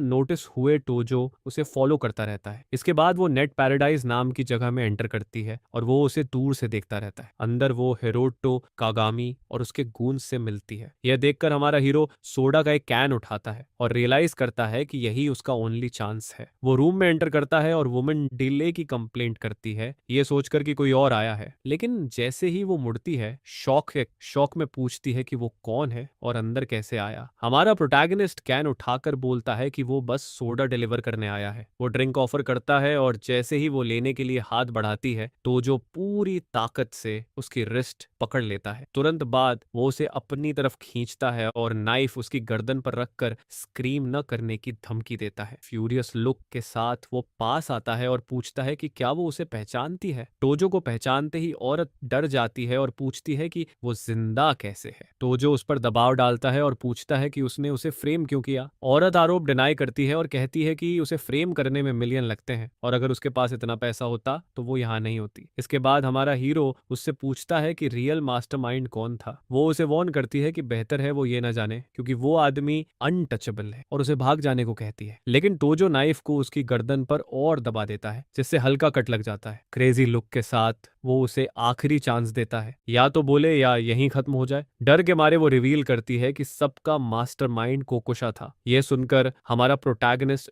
शॉक में आ जाता है और सोचता है कि कोकोशा ऐसा क्यों करेगा। औरत डोर की तरफ इशारा करके वार्न करती है कि कागमी के गूंस बाहर वेट कर रहे हैं। वो उसे जाने की भीख मांगती है और बोलती है कि जो कुछ जानती थी सब बता चुकी है। लेकिन हमारा हीरो बोलता है कि वो पहले ही सब कुछ खो चुका है और अब उसके पास सिर्फ रिवेंज बचा है। सीन एक मेकर औरत नीचे बैठती है और पेपर पर कुछ लिखने लगती है। तो जो उसे वॉल से पिन करता है और पूछता है कि वो उसकी साइड है या अगेंस्ट। इसके बाद वो पेपर उसे देती है और प्रॉमिस करती है कि बाद में सब एक्सप्लेन करेगी और उसे जाने को कहती है। पेपर पर उसका फोन नंबर लिखा होता है ताकि वो कांटेक्ट कर सके। तो जो बोलता है कि वो कल कॉल करेगा और अगर उसने बिट्रे किया तो वो मर्सी नहीं दिखाएगा। जाते वक्त हॉलवे में उसका सामना कागमी और उसके गूंज से हो जाता है। वो पिंक सूट्स वाली गैंग के बीच से शांति से निकल जाता है बिना अटेंशन खींचे। उसके चेहरे से पसीने की एक बूंद गिरती है जो उस पल का टेंशन दिखाती है। एक पल के लिए हमारा हीरो और गैंग लीडर एक इंटेंस नजरों का एक्सचेंज करते हैं। कागमी उसे जाते हुए देखता है और सोचता है कि उसने ये फेस कहीं पहले देखा है। तभी आउन उसकी गर्दन के बारे में पूछता है, जिस पर वो कोई बहाना बना देता है। अपने रूम में वापस आकर टोजो बेड पर लेट जाता है और अब तक जो कुछ भी हुआ है उसके बारे में सोचने लगता है। उसे कोकी, योशा और मायू एक साथ याद आते हैं जो एक हैप्पी कपल जैसे लगते थे। मेयो और रेमानो के साथ मस्ती करने वाली इमेज भी उसके दिमाग में घूम जाती है। उसे वो दिन याद आता है जब उसने बहुत ज्यादा पी ली थी और टेबल पर ही पूरी तरह पास आउट हो गया था। इसी मेमोरी में वो देखता है कि योशिदा और मेयो हाथ में हाथ डालकर वहां से चले जाते हैं, जबकि वो खुद सोया हुआ होता है। आंखों में आंसू लेकर हमारा प्रोटैगनिस्ट सोचता है कि उससे सब कुछ क्यों छीन लिया गया। हेट्रेड से भरा हुआ वो बेडशीट को कसकर पकड़ लेता है और अपने मन में योशा का नाम चिल्लाता है। अगले दिन हमारा प्रोटैगनिस्ट एक पे फोन के पास जाता है और कॉल करता है। वो रात में पार्क में मिलने का प्लान बनाता है ताकि बात की जा सके। दूसरी तरफ रेमानो सीरियस एक्सप्रेशन के साथ मीटिंग के लिए अग्री कर लेती है। कुछ समय बाद वो कैरिक बार में एक क्लाइंट के साथ दिखती है और अपनी टेंशन छुपाने की कोशिश कर रही होती है। वहां से वो तय जगह पर पहुंचती है और अकेले पार्क में चलती है। हमारा हीरो पहले से ही छुपकर उसका इंतजार कर रहा होता है और सामने आकर बातचीत शुरू करता है। जाता है। बिना घुमाए फिराए वो सीधे उससे पूछता है कि उसके पेरेंट्स असल में कैसे मरे थे। रेमानो बताती है कि उन्हें ऑटोप्सी रिपोर्ट मिल गई थी और वो न्यू ट्रायल की रिक्वेस्ट करने वाले थे, लेकिन योशिदा डर गया और एक फेक एक्सीडेंट करवा दिया ताकि दोनों को एक साथ हटा सके। यह सुनकर हमारे प्रोटैगनिस्ट को वो ट्रैजिक सीन याद आता है और वो पूरी तरह टूट जाता है। आंखों में आंसू लेकर रेमनो उससे माफी मांगती है। रेज से भरा हुआ हमारा हीरो उसे जोर से थप्पड़ मारता है और नफरत में चिल्लाता है। मार खाने के बाद भी वो बोलती है कि रिडेम्पशन के तौर पर वो पूरी सच्चाई बताना चाहती है। तो जो उसे पकड़ता है और पूछता है कि रिपोर्ट में क्या था और मेयो की असली मौत कैसे हुई। रेमानो बताती है कि मेयो के शरीर में 3 आदमियों के ट्रेसेस मिले थे, लेकिन उनमें से कोई भी टोजो नहीं था। ये बॉम्बशेल रेवलेशन सुनकर हमारा प्रोटैगनिस्ट पूरी तरह शॉक हो जाता है। रेमानो बताती है कि मियो ने योशिदा से पैसे लिए थे और अपनी मर्जी से उनके साथ गई थी। फ्लैशबैक में दिखता है कि योशिदा मियो को कैश देता है और अपने दोस्तों को एंटरटेन करने को कहता है। सेडक्टिव लुक के साथ लड़की पूछती है कि उसे किस तरह का एंटरटेनमेंट चाहिए। रोते हुए रेमानो बताती है कि उन्होंने मियो को कुछ सब्सटेंसेस लेने पर मजबूर किया जिसे वो हैंडल नहीं कर पाई। सीन में दिखता है कि पार्टी में एक आदमी उसे स्ट्रेंज पाउडर ऑफर करता है और बिना मना करने का मौका दिए उसे खिला देता है। इसके बाद हालात बहुत बिगड़ जाते हैं और वो लोग लड़की का फायदा उठाते हैं। अचानक उन्हें एहसास होता है कि वो हिल नहीं रही है और पैनिक फैल जाता है। एक आदमी डेस्परेशन में चिल्लाता है जब उसे पता चलता है कि लड़की ने सांस लेना बंद कर दिया है। हमारा हीरो टूट जाता है और यकीन नहीं कर पाता कि मेयो ऐसी इंसान थी। गुस्से में वो रेमानो को कसकर पकड़ता है और पूछता है कि फिर उसे क्यों फ्रेम किया गया। वो बताती है कि किसी न किसी को ब्लेम लेना था और टोजो परफेक्ट टारगेट था। टोजो उसे गंभीर नजरों से देखता है और पूछता है कि क्या ये सब सच है। रोते हुए रेमानो बताती है कि उसे भी योशा ने धमकाया था और वो उससे नफरत करती है। डिटरमिन्ड लुक के साथ हमारा प्रोटैगनिस्ट कसम खाता है कि वो योशिदा को खत्म करेगा, लेकिन रेमानो वार्न करती है कि योशिदा के फादर ने उसकी सिक्योरिटी के लिए 8 बॉडीगार्ड्स रखे हैं। वो बताती है कि वो एलीट प्रोफेशनल्स हैं और टोजो उनके पास तक भी नहीं पहुंच पाएगा। वो समझाने की कोशिश करती है कि उसके पेरेंट्स चाहते कि वो जिंदा रहे। हमारा हीरो उसकी बातों को इग्नोर करता है और बोलता है कि वो उसे अभी छोड़ रहा है, लेकिन वो बीच में ना आए। इसके बाद वो उसे अपने साथ चलने को कहता है और बिना एक्सप्लेन किए पार्क से बाहर ले जाता है। रास्ते में वो बताता है कि जब तक सब खत्म नहीं हो जाता वो उसे जाने नहीं देगा। इसके बाद वो उसका सेल फोन मांगता है और रेमानो बिना विरोध किए दे देती है। अचानक टोजो उसे उसी वेल में धक्का दे देता है जहां उसने पहले उस आदमी को छोड़ा था। नीचे से वो चिल्लाती है कि वो इसकी हकदार है, लेकिन उससे अपनी जान बर्बाद न करने की गुहार लगाती है। कोल्ड लुक के साथ टोजो वार्न करता है कि अगर वो मर गया तो वो दूसरे के साथ वहीं भूख से मर जाएगी। ये सुनकर रेमानो वेल के नीचे बैठ जाती है और अपनी सजा एक्सेप्ट कर लेती है। सीन चेंज होकर एक नाइट क्लब दिखाता है जहां योशा कई लड़कियों के साथ मस्ती कर रहा होता है। दूर से हमारा प्रोटैगनिस्ट उसे प्योर हेट्रेड और वेंजेंस वाली नजरों से देखता रहता है। स्टेज के सामने वो योशिदा और उसके बॉडीगार्ड्स का सामना करता है। जो भी आने वाला हो उसके लिए रेडी रहता है। योशिदा एक लड़की को नाइट क्लब के रेस्टरूम में चलने को कहता है। लड़की इस आइडिया को पसंद करती है और उसे बोल्ड कहती है। योशिदा अपने बॉडीगार्ड्स को बाहर रुकने को कहता है और लड़की के साथ चला जाता है। हमारा हीरो इसे बिना देखे हमला करने का एकमात्र मौका समझता है, लेकिन तभी एक सिक्योरिटी गार्ड उसे रोकता है और वहीं खड़े रहने को कहता है। टोजो बहाना बनाता है और पूछता है कि क्या वो रेस्टरूम भी नहीं जा सकता। गार्ड उसे शक की नजर से देखता है, फिर आखिरकार जाने देता है। रेस्टरूम पहुंचकर टोजो को एक स्टॉल से अजीब आवाजें सुनाई देती हैं। वो दरवाजा खटखटाता है। अंदर से योशा चिल्लाता है और इंटरप्ट न करने को कहता है। बिना टाइम वेस्ट किए टोजो जोरदार किक मारकर डोर तोड़ देता है। लड़की अचानक इन्वेजन से डर जाती है। योशा गुस्से में पूछता है कि वो कौन है और क्या यहीं मरना चाहता है। नाइफ हाथ में लेकर हमारा प्रोटैगनिस्ट आगे बढ़ता है अपने टारगेट को खत्म करने के लिए। लड़की टेरर में चिल्लाती है जबकि टोजो बिना मर्सी अटैक करता है। योशा गर्दन पकड़कर गुस्से में पूछता है कि वो क्या कर रहा है। रिएक्ट करने का मौका दिए बिना टोजो उसके फेस पर सॉलिड पंच मारता है। इसके तुरंत बाद वो उसे वॉल से दबा देता है और नाइफ उसकी गर्दन पर रख देता है। पास से देखने पर रिच गाय शौक में टोजो को पहचान लेता है असली टोजो के रूप में। उसी पल गार्ड्स आ जाते हैं और योशिदा उन्हें इंट्रूडर पकड़ने के लिए चिल्लाता है। एस्केप करने के लिए टोजो टॉयलेट का सहारा लेकर स्टॉल के ऊपर से जंप करता है। एजाइल लीप के साथ वो दूसरी तरफ उतरता है और गार्ड्स को सरप्राइज कर देता है। बिना सोचे समझे वो विंडो की तरफ कूदता है और ग्लास तोड़ देता है। अपने टारगेट को भागते देख योशा 2 मिलियन का ऑफर करता है जो भी उसे पकड़े। गार्ड्स टूटे हुए विंडो से कूदकर चेस शुरू कर देते हैं। हमारा प्रोटैगनिस्ट सड़कों पर दौड़ता है। गूंज उसके पीछे चिल्लाते रहते हैं। अचानक गार्ड्स उसे खो देते हैं और आगे सर्च करने का फैसला करते हैं। कचरे के बीच छुपकर टोजो उनसे बच निकलता है। उसे अफसोस होता है कि वो इतना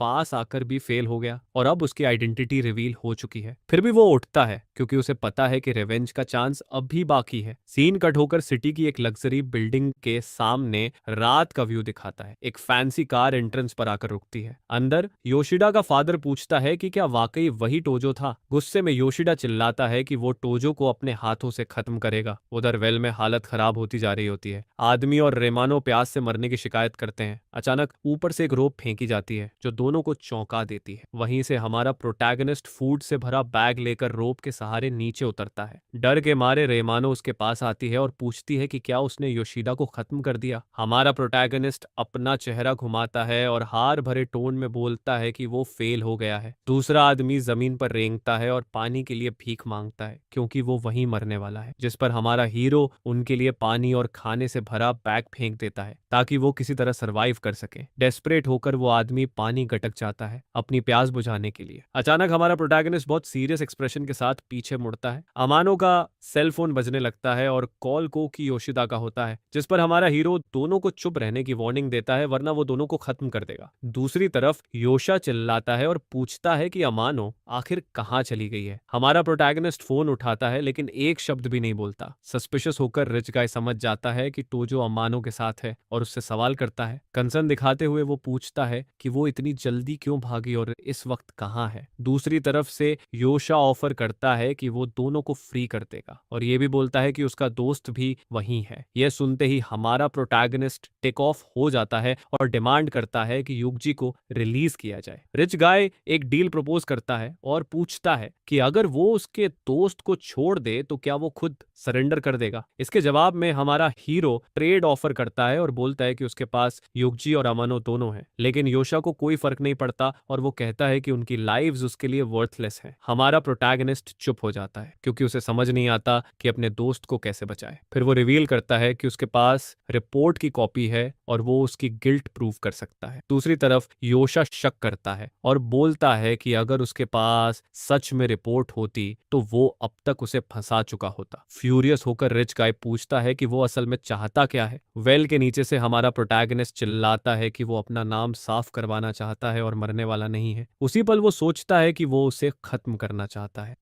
लेकिन इस वक्त उसके पास और कोई ऑप्शन नहीं है। योशा मीटिंग प्रपोज करता है रिपोर्ट की कॉपी देखने के लिए और उसे पैसा है रिपोर्ट की कॉपी देखने के लिए और उसे पैसे देकर गायब होने का ऑफर भी देता है। वेल के नीचे से हमारा हीरो ये प्रपोजल सुनता है जबकि अमानो खामोशी से उसे देखती रहती है। इसके बाद वो मीटिंग के लिए एग्री करता है और रिच गाय से बोलता है कि लोकेशन कल भेज दे। तुरंत फोन काट देता है अपने सबसे बड़े दुश्मन के साथ कॉल खत्म करते हुए। ये सुनकर दोनों कैदी पैनिक में आ जाते हैं और चिल्लाते हैं कि ये ट्रैप है। हमारा प्रोटैगनिस्ट कामली जवाब देता है कि वो जानता है लेकिन और कोई रास्ता नहीं है। इसके बाद वो सेल फोन जमीन पर फेंक देता है और वार्न करता है कि शायद वो जिंदा वापस ना आए। वुमन उसे पकड़ती है और बोलती है कि वो मारा जाएगा क्योंकि उसके पास रिपोर्ट की कॉपी है ही नहीं। वो उसकी तरफ देखकर कहता है कि वो युगजी को अब इन्वॉल्व नहीं कर सकता और ये उसका लास्ट चांस है। सीन चेंज होता है और हमारा हीरो एक मिस्टीरियस वुमन की हेल्प से नए कपड़े चुनता है। न्यू लुक के साथ वो सड़क पर चलता है जबकि एक शेफ अपना नाइफ ढूंढ रहा होता है। इसके बाद वो एक स्टोर में घुसता है और बहुत स्ट्रॉन्ग ड्रिंक की 2 बॉटल्स खरीदता है। थोड़ी देर बाद सीन एक अबैंडन्ड और पूरी तरह डिस्ट्रॉयड बिल्डिंग में शिफ्ट होता है। अंदर हमारा प्रोटैगनिस्ट बॉनफायर के पास अपने नए वेपन्स तैयार करता है। वो आने वाली बड़ी फाइट के लिए अपने हाथ रैप करना शुरू करता है। आग के सामने वो घुटनों के बल बैठता है जैसे कोई रिचुअल कर रहा हो। फिर वो अपना सिर झुकाता है जब तक उसका माथा जमीन को छू नहीं लेता। ये जेस्चर डीप रिस्पेक्ट और फेयरवेल दोनों दिखाता है। बैकग्राउंड में सिटी दिखाई देती है और वो अपनी फाइनल बैटल के लिए खुद को तैयार करता है। वो अपने पेरेंट्स से स्ट्रेंथ मांगता है और कसम खाता है कि योशिदा को खत्म करके उनका बदला लेगा। हमारा हीरो खड़ा होता है और सिटी की तरफ देखता है, तभी बर्फ गिरना शुरू हो जाती है। थोड़ी देर बाद योशिदा के गार्ड्स शॉक में आ जाते हैं क्योंकि वो सर्वे में अकेला आ गया होता है। हमारा प्रोटैगनिस्ट गूंस की पूरी आर्मी की तरफ चलता है। ऊपर से रिच गाय विक्टोरियस स्माइल के साथ सब देखता है। वो अपने आदमियों को ऑर्डर देता है कि इंट्रूडर को जिंदा बाहर न जाने दिया जाए। बिना वक्त गंवाए एक गून पीछे से पूरी ताकत से उस पर अटैक करने के लिए चार्ज करता है। ऊपर से योशिदा हमारे हीरो को आर्म्ड गून से घिरा हुआ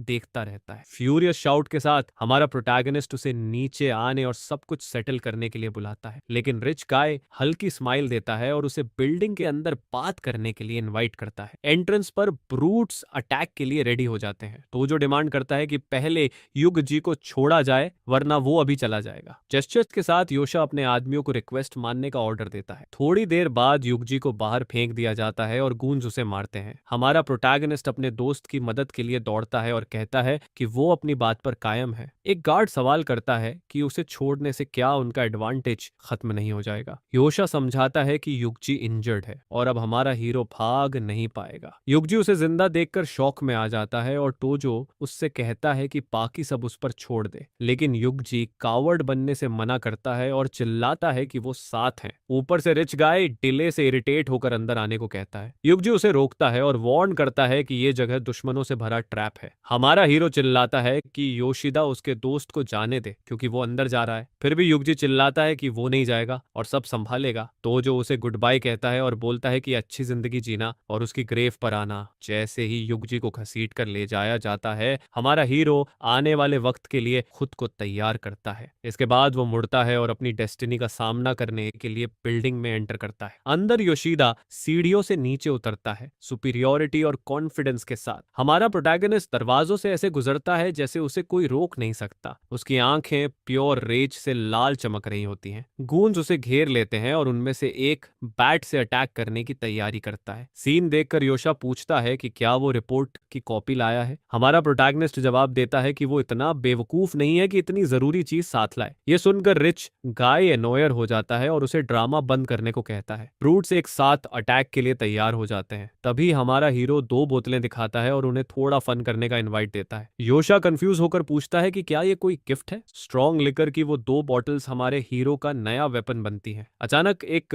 नया कैरेक्टर फर्म स्टेप्स के साथ जगह की तरफ आता है। डोर पर योशिदा फादर दिखाई देता है। चेहरे पर फ्रेंडली एक्सप्रेशन बिल्कुल नहीं होता। योशिदा शौक में पूछता है कि वो यहाँ क्या कर रहा है। सीरियस टोन में वो आदमी बोलता है कि वो अपने बेटे की गंदगी साफ करने आया है। इसके बाद गूंज युगजी और अम्मानो को बांध कर अंदर ले आते हैं। हमारा प्रोटैगनिस्ट अपने जान पहचान वालों को पकड़ा देखकर स्टन्ड रह जाता है। ट्रेटर का मुंह बंद होता है और वो एक शब्द भी नहीं बोल पाती। फादर उसे डांटता है और कहता है कि काम ठीक से करो, कोई लूज एंड मत छोड़ो। योशा पूछता है कि क्या सबको एलिमिनेट कर देना चाहिए, लेकिन फादर उसे बीच में ही रोक देता है। फिर वो अमानो से पूछता है कि क्या उसे सच में उस पर भरोसा है। वो रिवील करता है कि उसी ने रिपोर्ट लीक करके टोजो के पेरेंट्स तक पहुंचाई थी। यह सुनकर हमारा हीरो शॉक्ड एक्सप्रेशन के साथ उस वुमन को देखता है। बेट्रेयल से योशा फ्यूरियस हो जाता है और उसे जोर से थप्पड़ मारता है। हेट्रेड में वो चिल्लाता है कि उसने उसे बहुत पैसे दिए थे और आखिर में धोखा मिला। लेकिन अमानो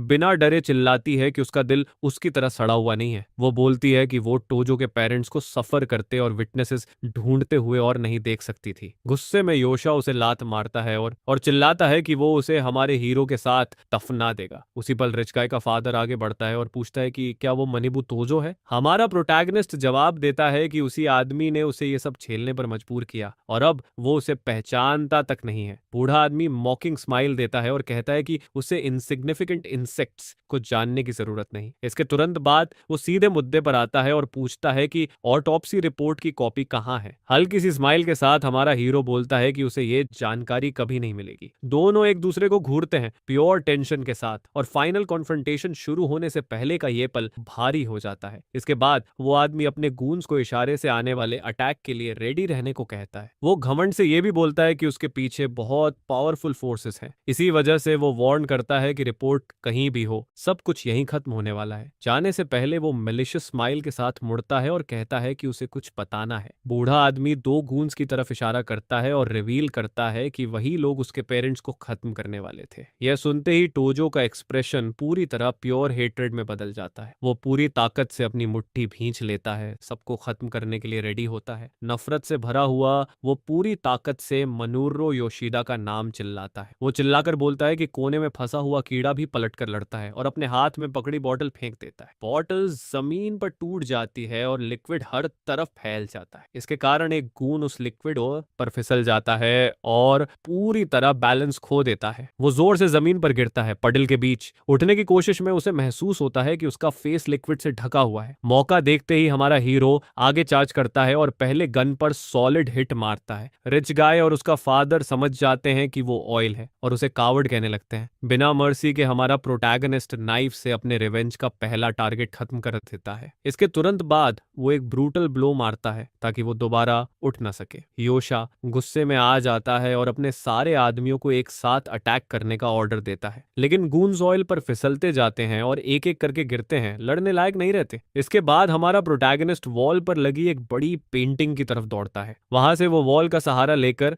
मोमेंटम बनाता है और फिर से अटैक करता है। हवा में वो एक पावरफुल स्पिनिंग किक मारता है जिससे एक और गून उड़ जाता है। वो नाइफ हाथ में लिए जमीन पर उतरता है, अगले मूव के लिए रेडी। योशा गुस्से में चिल्लाता है, उसे शो ऑफ कहता है और अपने लोगों को उसे खत्म करने का ऑर्डर देता है। इसके साथ ही दो और गून्स हमारे हीरो पर अटैक करने दौड़ते हैं, लेकिन हमारा प्रोटैगनिस्ट पहले से इसके लिए रेडी होता है। वो एक मिस्टीरियस पाउडर फेंकता है जो आसपास के सारे एनिमीज को अंधा कर देता है। कंफ्यूजन और धुएं के बीच वो नाइफ लेकर स्ट्राइक करने को तैयार होता है। धुएं में गूंस पूरी तरह लॉस्ट और डिसोरिएंटेड होते हैं। स्विफ्ट मूव में हमारा हीरो आगे बढ़ता है और एक ब्रूट पर ब्लेड से वार करता है। रेड लिक्विड से ढका हुआ वो घूमता है, अगले ओपोनेंट के लिए रेडी। एक गार्ड आंखें साफ करने की कोशिश करता है, लेकिन पाउडर उसे ठीक से देखने नहीं देता। इसी वजह से वो इजी टारगेट बन जाता है और उसकी पीठ पर फेटल ब्लो लगता है। थोड़ी देर बाद बाकी गूंस एक साथ अटैक की तैयारी करते हैं। फाइट और इंटेंस हो जाती है और हमारा हीरो अकेले कई लोगों से लड़ता रहता है। अपने आदमियों को पिटता देखकर योशा परेशान हो जाता है और समझ नहीं पाता क्या करे। यह देखकर उसका फादर उसे काम करता है और जल्दी से ड्रिंक लाने को कहता है। रिच गाय प्लान समझ जाता है और बोलता है कि लाइम को पानी नहीं अल्कोहल हटाता है। तभी अमानो खुद को छुड़ाकर योशिदा की टांग पकड़ लेती है। रिच गाय चिल्लाता है कि छोड़ दे, लेकिन वो पूरी ताकत से पकड़े रहती है। गुस्से में वो उसे जोर से लात मारता है और अलग फेंक देता है। जमीन पर पड़ी हुई भी वो सोचती है कि कम से कम इतना तो वो मदद कर पाई। बाकी गूंस फाइनल अटैक की तैयारी करते हैं। इसी बीच हमारा हीरो धुएं में और भी एनिमीज को गिराता रहता है। योशिदा के आदमी अल्कोहल से अपनी आंखें साफ करते हैं। उसका फादर उन्हें ऑयल से 100 भरे फ्लोर पर संभल कर चलने को कहता है। गूंस चारों तरफ फैलकर उसे घेर लेते हैं। एक ब्रूट सीढ़ियों से कूदकर अटैक करता है, लेकिन हमारा हीरो खुद को डिफेंड करता है और रैप्ड हैंड से उसकी ब्लेड पकड़ लेता है। मेलिशियस स्माइल के साथ योशिदा का फादर चिल्लाता है कि अब अटैक करो। सारे गूंज एक साथ आगे बढ़ते हैं। तभी युगजी अचानक आकर एक आदमी पर ब्रूटल ब्लो मारता है। युगजी आगे बढ़ता है और डायरेक्ट हिट करता है, लेकिन पीछे से एक ब्रूट नाइफ से युगजी पर अटैक करने आता है। यह देखते ही हमारा प्रोटैगनिस्ट तुरंत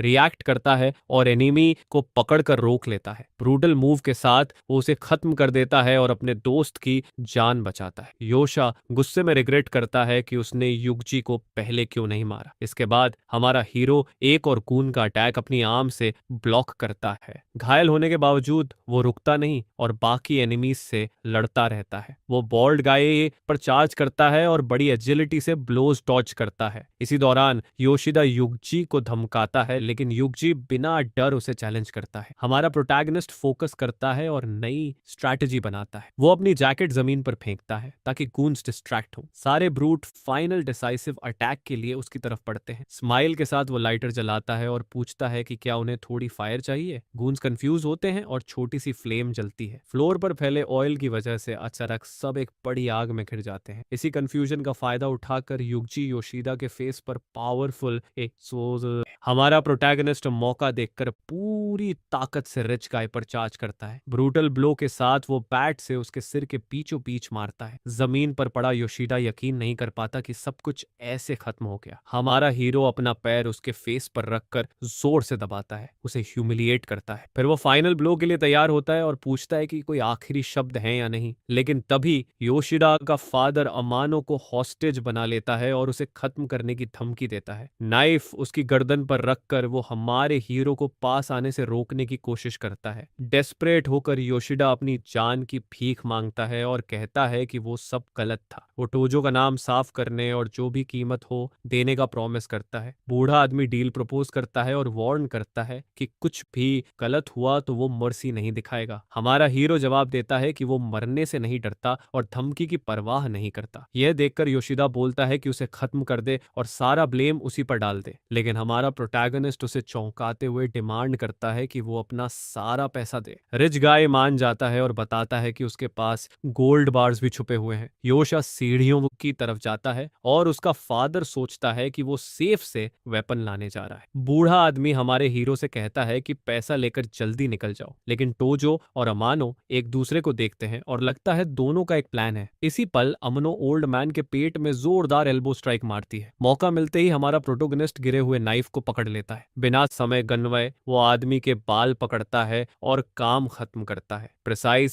फ्लो के साथ वो उस बूढ़े आदमी को खत्म कर देता है जिसने सारा केओस रचा था। बूढ़ा आदमी लाइफलेस होकर जमीन पर गिर जाता है और हर तरफ रेड लिक्विड फैल जाता है। फाइट खत्म होने पर आमनो के चेहरे पर रिलीफ और सैडनेस दोनों दिखाई देते हैं। सीन देखकर हमारा प्रोटैगनिस्ट उसे उठाने और अनटाई करने जाता है, लेकिन वो घबराकर वार्न करती है कि घर में फायर आर्म्स छुपे हुए हैं। उसी पल योशा पिस्टल लेकर सामने आ जाता है और चिल्लाता है कि वो सबको खत्म कर देगा। रिच गाय सीढ़ियों से नीचे उतरता है, हाथ में बैग होता है और चिल्लाता है कि वो प्रॉमिस्ड पैसा ले आया है, लेकिन जैसे ही वो नीचे पहुंचता है उसे अपने फादर और कून्स की लाशें दिखती हैं। डेस्परेट होकर वो चिल्लाता है कि टोजो ने डील तोड़ दी है और कसम खाता है कि वो उसे कुचल देगा। इसी बीच युगजी डेस्परेशन में योशा को आवाज देता है, जिससे उसका ध्यान कमरे के दूसरी तरफ चला जाता है। इसके साथ ही वो डिस्ट्रैक्शन बनाने के लिए पिस्टल से फायरिंग शुरू कर देता है। फ्लोर पर दो बंधे हुए गूंस दिखते हैं और एक सेल फोन से वही आवाज चल रही होती है जो पहले सुनी गई थी। तभी रिवील होता है कि ये सब सिर्फ रिकॉर्डेड ऑडियो था, रिच गाय और उसके आदमियों को ट्रिक करने के लिए। इसी मौके का फायदा उठाकर हमारा प्रोटैगनिस्ट अपना वेपन योशिडा की तरफ तान देता है। बिना एक सेकंड गनवाए वो गोली चलाता है और हर तरफ रेड लिक्विड फैल जाता है। इसके तुरंत बाद वो आगे बढ़ता है और रिच गाय के फेस के बीचों बीच सॉलिड पंच मारता है। हमारा हीरो उसे जमीन पर पटक देता है, लड़ाई को हमेशा के लिए खत्म करने के लिए। चेहरा पकड़कर वो चीखता है और पूछता है कि उस स्कमबैग ने उसके ओल्ड मैन को क्यों मरवाया। क्रेज्ड स्माइल के साथ वो बोलता है कि वो अपने पेरेंट्स को ढूंढने के लिए पूरी फैमिली को मिटा देगा। इसके बाद हमारा प्रोटैगनिस्ट बिना किसी मर्सी के कई ब्लोज मारकर रिच गाय को खत्म कर देता है। सीन देखकर युगजी और अमानो दुश्मन की लाइफलेस बॉडी को जमीन पर पड़ा देखते रहते हैं। रेड लिक्विड से ढकी ब्लेड जमीन पर गिर जाती है और लंबी लड़ाई का अंत हो जाता है। आंखों में आंसू लेकर हमारा हीरो चिल्लाता है कि उसने आखिरकार अपने पेरेंट्स का बदला ले लिया है। बैकग्राउंड में उसका दोस्त और वो वुमन चुपचाप बहुत सीरियस एक्सप्रेशन के साथ उसे देखते रहते हैं। सीन चेंज होता है और अब युगजी अम्माना को सहारा देकर चला रहा होता है, क्योंकि दोनों बैडली इंजर्ड होते हैं। हमारा प्रोटैगनिस्ट उनसे पहले जाने को कहता है क्योंकि उसे अभी कुछ और करना होता है। थोड़ी देर बाद उसे एक सेफ मिलता है जो पैसे और गोल्ड बार्स से भरा होता है, लेकिन उसी कैश के बीच उसे एक मिस्टीरियस एनवेलोप मिल जाता है। वो पेपर उठाता है और उसके चेहरे पर सरप्राइज साफ दिखता है। बाहर युगजी और वुमन स्नोफॉल के बीच मैंशन से दूर जाते हैं। दोनों के चेहरे पर कंसर्न और फियर होता है। इसी बीच हमारा हीरो एक बड़ा बैग पैसे से भरकर बाहर आता है। वो कैश उन्हें देता है और बोलता है कि छुप जाओ और किसी से कांटेक्ट मत करना। अमानो कहती है कि वो इसके लायक नहीं है क्योंकि आखिर में उसने उसका ट्रस्ट तोड़ा था। काम लुक के साथ टोजो बोलता है कि उसे भी थ्रेटन किया गया था और वो सब कुछ माफ करता है। युगजी पूछता है कि क्या वो उनके साथ भागने नहीं वाला। डिटर्मिन्ड लुक के साथ हमारा हीरो जवाब देता है कि वो अब किसी चीज से भाग नहीं सकता। उसका दोस्त उसे पकड़ता है और कहता है कि अगर वो कन्विक्टेड भी हुआ तो वो उसके साथ रहेगा। हमारा हीरो बोलता है कि उसके पास एक प्लान है और अगर वो फेल भी हुआ तो वो उन्हें इन्वॉल्व नहीं करेगा। अमानो घबरा जाती है और चिल्लाती है कि वो ऐसा किसी भी हालत में न करे। हमारा प्रोटैगनिस्ट बस एक रात मांगता है सब कुछ रिजॉल्व करने के लिए और प्रॉमिस करता है कि वो जिंदा लौटेगा। वुमन वापस जाने की कोशिश करती है, लेकिन युगजी उसे रोक लेता है और बोलता है कि वो उसे अकेला नहीं छोड़ सकता। वो उसे समझाता है कि वो सिर्फ रास्ते में रुकावट बनेगी और उन्हें उस पर भरोसा करना चाहिए। अकेला हमारा हीरो गिरती बर्फ में दोनों को दूर जाते हुए देखता रहता है। सीन चेंज होता है और अब एक सूट पहना आदमी किसी जमीन पर पड़े शख्स के सामने खड़ा दिखता है। दूर कहीं युगजी और अमानो रात के अंधेरे में एक ब्रिज के नीचे छुपे होते हैं। युगजी पूछता है कि आखिर उस मिस्टीरियस एनवलप में था क्या। अमानो बताती है कि उसमें ऐसे डॉक्यूमेंट्स हैं जो सिटी के पावरफुल लोगों की करप्शन प्रूव करते हैं। युगजी कंफ्यूज हो जाता है कि इतनी इंपॉर्टेंट चीज उस घर में क्यों थी। अमानो रिवील करती है कि योशिदा डेप्यूटी पुलिस चीफ था और उसके लिए यह मुश्किल नहीं था। इसी वजह से उसके पास सिटी के बड़े लोगों के सारे डर्टी सीक्रेट्स की एक्सेस थी। बात करते हुए वो युगजी के वुंड्स का इलाज करने लगती है। अमानो कहती है कि एविडेंस की वजह से ही पावरफुल लोगों ने योशिदा को प्रोटेक्ट किया और जो चाहे करने दिया। युगजी गुस्से में बोलता है कि अगर तोजो अकेला गया तो उसे मार दिया जाएगा और वो उसके पीछे जाने का फैसला करता है। अमानो उसे रोकती है और काम करती है। बोलती है कि तोजो का प्लान शायद काम कर जाए। वो समझाती है कि योशिदा खुद भी पावरफुल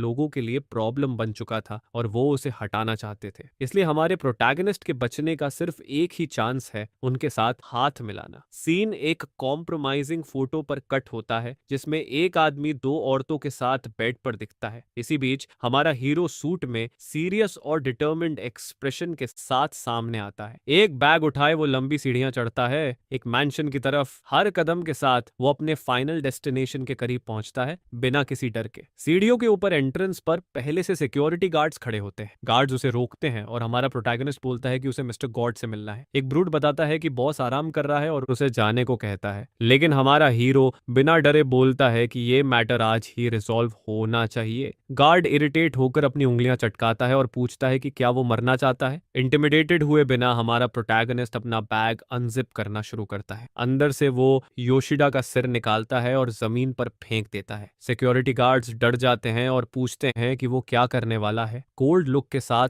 वो बोलता है कि अंदर बता दो। योशिदा मनीरियो अब हिस्ट्री बन चुका है। यह सुनकर गार्ड पूरी तरह घबरा जाता है और उसे वहीं वेट करने को कहता है। 2 मिनट बाद मैंशन के अंदर से आवाज आती है कि उसे अंदर आने दो। इसके बाद हमारा प्रोटैगनिस्ट एक कोर्टयार्ड में ले जाया जाता है जहां कई गूंस खड़े होते हैं। एक आदमी फैंसी वुडन डोर खोलता है और उसे अंदर जाने देता है। अंदर एक बॉल्ड टैटूड मैन चाय पी रहा होता है और एक वुमन टेबल पर उसे सर्व कर रही होती है। बॉस काम एक्सप्रेशन के साथ कप उठाता है, एक सिप लेता है और सीधे पूछता है कि क्या वो वही टोजो है जिसके बारे में सब बात कर रहे हैं। हमारा हीरो सवाल सुनकर सरप्राइज हो जाता है और पूछता है कि वो उसका नाम कैसे जानता है। बॉल्ड मैन बोलता है कि योशिदा अपने आदमी उसे हैंडल करने ले गया था और वहीं से उसने सब जोड़ लिया। इसके बाद बॉस इरिटेट होकर पूछता है कि उसने उसके आदमी क्यों मारे और अब हेल्प क्यों मांग रहा है। हमारा प्रोटैगनिस्ट खून से घिरा हुआ भी बिना रिएक्शन के खड़ा रहता है। वो बॉल्ड मैन को चैलेंज करता है और बोलता है कि अगर उसे सच में फर्क पड़ता तो वो यहीं उसे खत्म कर देता। बॉस उसे इंटरेस्टिंग और करेजस मानता है और पूछता है कि उसे जिंदा रखने की वजह क्या है। हमारा हीरो एनवलप दिखाता है और पूछता है कि क्या ये रीजन काफी है। वुमन हल्की स्मर्क के साथ एनवलप उसके हाथ से लेती है और बॉस को दे देती है। बॉल्ड मैन एनवलप खोलता है और अंदर एक बहुत कॉम्प्रोमाइजिंग फोटो देखता है। हल्की स्माइल के साथ वो पूछता है कि क्या टोजो सोचता है कि वो उसे थ्रेटन कर सकता है। हमारा प्रोटैगनिस्ट बोलता है कि उसके पास इससे भी ज्यादा खतरनाक एविडेंस है। बॉस भी उसे थ्रेटन करता है। कोल्ड लुक के साथ हमारा हीरो पूछता है कि क्या उसे पता है आज उसने कितने लोग खत्म किए हैं। बॉस इसे थ्रेट समझता है और बोलता है कि वो उसके लेवल का नहीं है। हमारा प्रोटैगनिस्ट जवाब देता है कि ये थ्रेट नहीं है क्योंकि उसके पास खोने के लिए कुछ भी नहीं बचा है। वो वार्न करता है कि अगर वो मिडनाइट तक वापस नहीं लौटा तो सारे एविडेंस पुलिस के पास चले जाएंगे। बेपरवाही से पूछता है कि उसका इससे क्या लेना देना है। हमारा हीरो एक्सप्लेन करता है कि जो कुछ भी हुआ है उसमें वही मेन सस्पेक्ट बनेगा। ये सुनते ही बॉस का एक्सप्रेशन अब बदल जाता है और वो विजिबली टेंस हो जाता है। बॉल्ड मैन समझ जाता है कि टोजो मदद मांगने नहीं आया बल्कि उसे अपने साथ नीचे ले जाने आया है।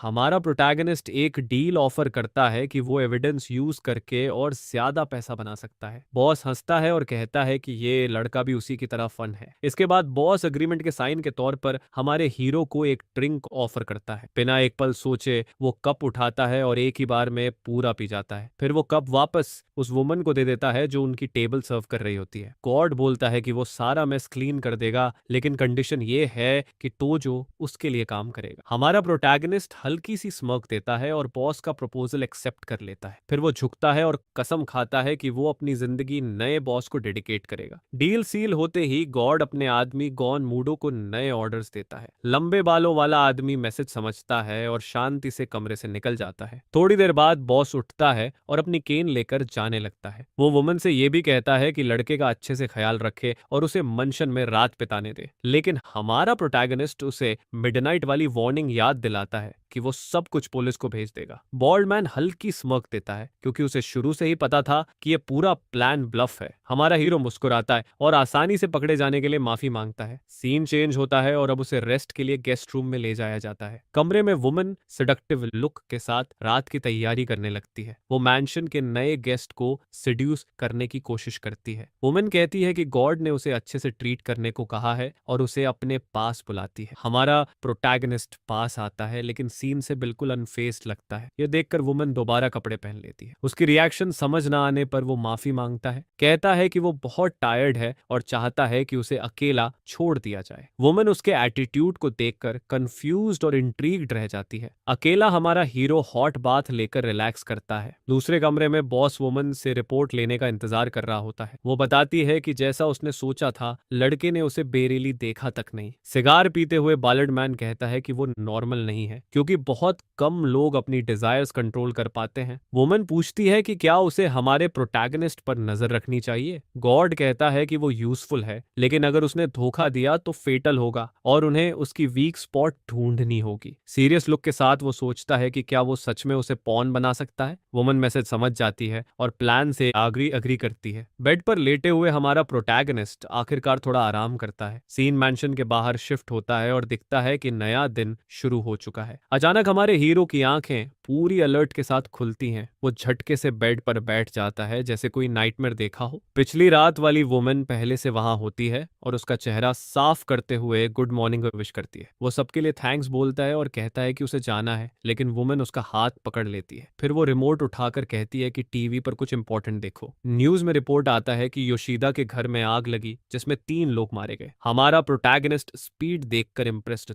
टच होता है और बाकी 8 के बारे में पूछता है। वुमन बताती है कि गार्ड्स क्रिमिनल थे और उन्हें कोई मिस नहीं करेगा। वो पास आकर कहती है कि उन्हें इस मोमेंट को एंजॉय करना चाहिए, लेकिन हमारा हीरो टॉपिक चेंज करता है और सीरियस लुक के साथ उसका नाम पूछता है। हल्की स्माइल के साथ वो अपना नाम मुनिकाता बताती है और उसके एटीट्यूड को पसंद करती है। टोजो माफी मांगता है और कहता है कि उसे पहले कुछ काम निपटाने हैं। यह सुनकर वो निकल जाता है और वुमन खुश न होने वाला फेस बना लेती है। ब्रिज पर वापस टोजो युगजी और अम्मानो के पास पहुंचता है जो उसका इंतजार कर रहे होते हैं। उसे देखकर अम्मानो सरप्राइज्ड और रिलीव्ड हो जाती है और युगजी भी जाग जाता है। बिना सोचे वो दौड़कर उसे कसकर गले लगा लेती है, खुश होकर कि वो सेफ है। अम्मानो कहती है कि उसे पता था वो उस बड़े मैस से जिंदा लौट आएगा। काम लुक के साथ टोजो बताता है कि अब से उन्हें कोई हंट नहीं कर रहा। यह सुनकर वुमन इमोशनल हो जाती है और रोते हुए उसे पकड़ लेती है। युगजी भी खुशी में रोने लगता है और पूछता है कि गुड न्यूज पर क्यों रो रही है। सीन एक पुराने बिल्डिंग में शिफ्ट होता है जहां अब तीनों रहते हुए दिखते हैं। अंदर खाने से भरी टेबल दिखती है जो सेलिब्रेशन का संकेत देती है। युगजी इंप्रेस्ड होकर कहता है कि उसे नहीं पता था वुमन को कुकिंग का टैलेंट है। अमानो कहती है कि उसे अंडर एस्टिमेट न करे क्योंकि वो 8 साल की उम्र से अकेले रह रही है। तीनों ग्लासेस उठाकर अपनी नई जिंदगी के लिए टोस्ट करते हैं, फिर शांति से साथ बैठकर खाना खाते हैं। थोड़ी देर बाद अमानो पूछती है कि टोजो का फ्यूचर प्लान क्या है। हमारा प्रोटैगनिस्ट बताता है कि पैसों से वो एक छोटा बिजनेस खोल सकते हैं। युगजी एक्साइटेड होकर पूछता है कि क्या अब वो प्रेसिडेंट्स बनने वाले हैं। अमानो कहती है कि वो जो भी डिसाइड करे उसमें मदद करेगी। युगजी पूछता है कि क्या वो नाइट क्लब वाली जॉब पर वापस जाएगी। अमानो बताती है कि उसका भाई बीमार है और टोजो की वजह से वो नई शुरुआत कर सकती है। इसके बाद वो सब फिर से टोस्ट करते हैं, हर किसी के नए बिगिनिंग के लिए। कुछ देर बाद सेलिब्रेशन के बाद युगजी काउच पर पास आउट हो जाता है। हमारा प्रोटैगनिस्ट भी लेटा होता है लेकिन ठीक से सो नहीं पाता। अचानक उसे कमरे में किसी प्रेजेंस का एहसास होता है। अमनो सामने आती है और कहती है कि उसके पास जाने की कोई जगह नहीं है और पूछती है कि क्या वो वहीं रह सकती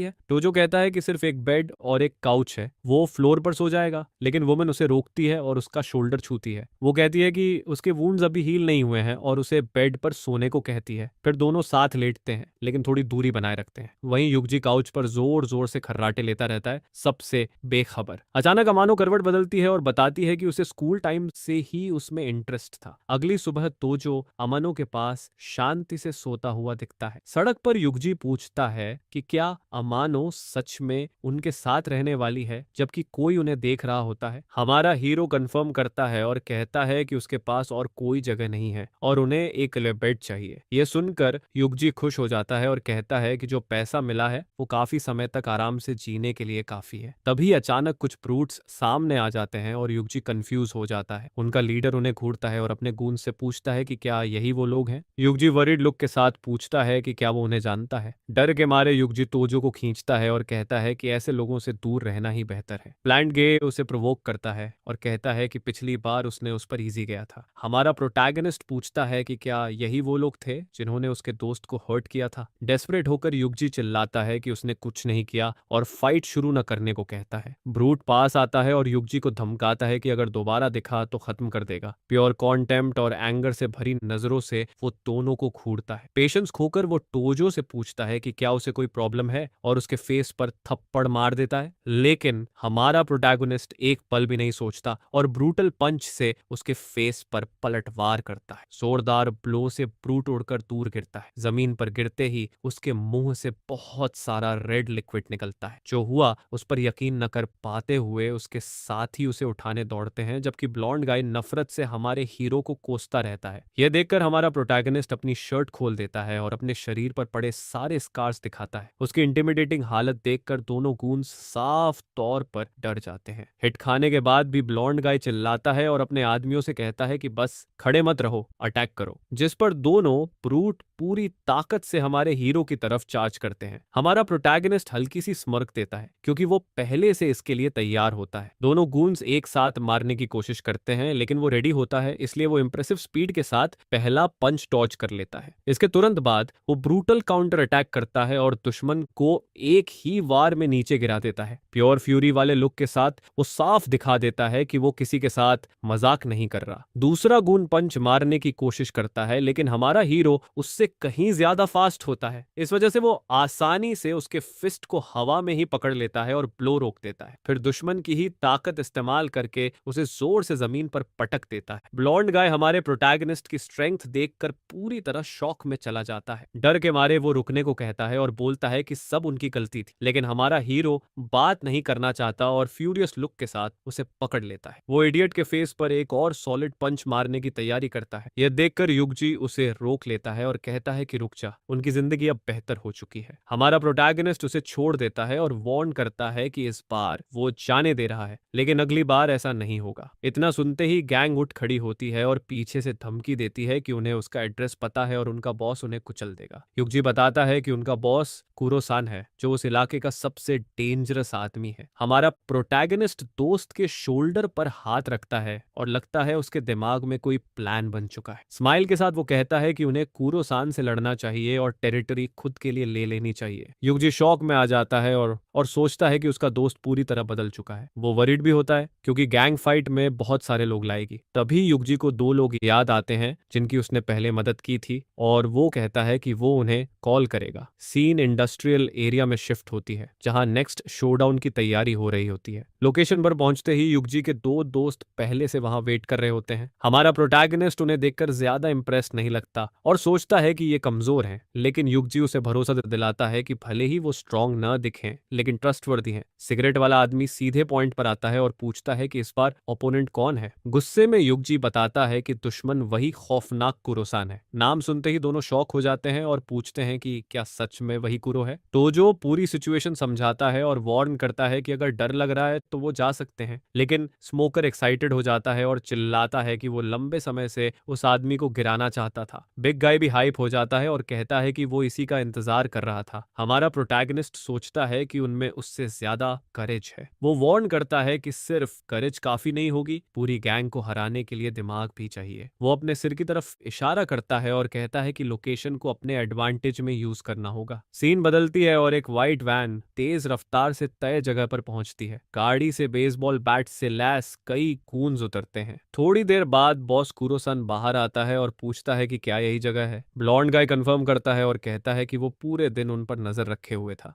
कुरोसन पूछता है कि उन्हें कितने एनिमीज से लड़ना होगा। जवाब मिलता है कि 5 लोग हैं और लीडर पूरा मेनियक लगता है। कॉन्फिडेंट स्माइल के साथ बॉस कहता है कि वो इस डिपार्टमेंट में किसी से नहीं हारता। अंदर से हमारा प्रोटैगनिस्ट गैंग की एंट्री देखता रहता है। वो और उसके नए साथी बड़े शोडाउन के लिए रेडी होते हैं। स्मोकर पहले से शेल्फ के ऊपर एम्बुश के लिए पोजीशन ले चुका होता है। एक किक के साथ डोर टूटता है और गूंस अंदर घुस जाते हैं। सामने उन्हें साइलेंस में खड़ी टीम मिलती है। कुरोसान पूछता है कि क्या उसी ने उसके आदमी को मारा था। कोल्ड और सीरियस लुक के साथ हमारा हीरो बिना हेजिटेशन आरोप एक्सेप्ट कर लेता है। बॉस मॉकिंग लाफ करता है और अपने आदमियों को अटैक करने का ऑर्डर देता है। प्योर रेज के साथ वो सभी गूंस को एक साथ हमला करने को कहता है। बेसबॉल बैट्स लेकर ब्रूट्स आगे बढ़ते हैं, लेकिन शेल्फ के ऊपर से स्मोकर सफेद पाउडर फेंक देता है जो सबकी आंखों को अंधा कर देता है। पाउडर की वजह से गूंस पूरी तरह डिसोरिएंटेड हो जाते हैं। कुरोसान गुस्से में चिल्लाता है और शेल्फ वाले आदमी को गिराने का ऑर्डर देता है। एक ब्रूट ऊपर चढ़ने की कोशिश करता है, लेकिन फेस पर जोरदार किक लगते ही उड़ जाता है। स्माइल के साथ स्मोकर रोप खींचता है और अगला ट्रैप एक्टिवेट हो जाता है। ऊपर से पानी से भरी बाल्टी गिरती है और पाउडर भीग जाता है, जिससे एनिमीज की हालत और खराब हो जाती है। बॉस गुस्से में ग्रुप को कावर्ड कहता है। कंफ्यूजन का फायदा उठाकर हमारा प्रोटैगनिस्ट ब्लॉन्ड गाय की आर्म पकड़ लेता है। क्विक मूव में वो उसे मोबिलाइज कर देता है और वो दर्द में चिल्लाता है। मार खाते हुए भी ब्लॉन्ड गाय कहता है कि ये तरीके डर्टी हैं। हमारा हीरो जवाब देता है कि ये बस eye for an eye, tooth for a tooth है। बिना वक्त गनवाए वो किक मारकर उसे दूर फेंक देता है। कुछ ही देर में सारे गूंस जमीन पर पड़े होते हैं। कुरोसन फ्यूरियस होकर हमारे प्रोटैगनिस्ट को कावर्ड कहता है और फाइट के लिए रेडी होता है। हमारा हीरो अपनी शर्ट खोलता है और सबको एक साथ चैलेंज करता है। कुरोसान चैलेंज एक्सेप्ट करता है और 1-on-1 फाइट की बात करता है। वो भी अपनी शर्ट उतार देता है, पूरा टैटूड बॉडी दिखाते हुए। इसके बाद दोनों फाइनल फाइट के लिए एक दूसरे की तरफ चार्ज करते हैं। कुरोसान सॉलिड पंच मारता है, लेकिन हमारा हीरो खुद को बचा लेता है। काउंटर अटैक में वो पावरफुल किक मारता है और बॉस फंस जमीन पर गिर जाता है। ग्राउंड पर पड़ा एनिमी उठने की कोशिश करता है और मेस और हमारे हीरो का हाथ पकड़ लेता है, लेकिन हमारा हीरो ज्यादा स्ट्रांग होता है और बॉस की फिस्ट को कोर पकड़ लेता है। प्योर रेज के साथ वो आर्म को और कसता जाता है, फिर पीछे से उसे इमोबिलाइज कर देता है और बॉस पूरी तरह डिफेंसलेस हो जाता है। सीन देखकर उसके दोस्त वरीड हो जाते हैं, लेकिन वो उन्हें इंटरफियर न करने को कहता है। अमानो समझ जाती है कि एरिया टेक ओवर करने के लिए उसे खुद जीतना होगा। क्रेज्ड लुक के साथ कुरोसान चिल्लाता है कि वो सबको अंडरवर्ल्ड भेज देगा। हमारा प्रोटैगनिस्ट दांत भींचकर उसे पकड़े रखता है। दोस्तों को देखते हुए उसे याद आता है कि उसे ये फाइट जीतनी ही होगी। युगजी और अमानो वरीड होकर पूछते हैं कि क्या उसे बैकअप नहीं चाहिए। कुरोसान हंसकर कहता है कि इतना कमजोर आदमी उसे कभी नहीं हरा सकता, लेकिन हमारा प्रोटैगनिस्ट अपने पैर से खुद को प्रेस करता है और ताकत लगाता है। इससे वो खुद को छुड़ाने में कामयाब हो जाता है और दोनों मोमेंटम से पीछे गिरते हैं। बिना वक्त गनवाए वो पलटकर बॉस के फेस पर सॉलिड पंच मारता है। ब्लो से कुरोसान गुस्से में आ जाता है और काउंटर अटैक की तैयारी करता है। वो उसे पकड़कर पूछता है कि क्या बस इतनी ही ताकत है। रेज की दहाड़ के साथ हमारा हीरो जोरदार हेडबट मारता है। वायलेंट इंपैक्ट से बहुत सारा रेड लिक्विड उड़ता है। कुरोसान उसे चैलेंज करता है और कहता है कि देखेंगे कौन पहले टूटेगा। बॉस पंच मारने की कोशिश करता है, लेकिन हमारा हीरो फास्टर होता है और पहले मार देता है। पूरी तरह पिटे हुए फेस के साथ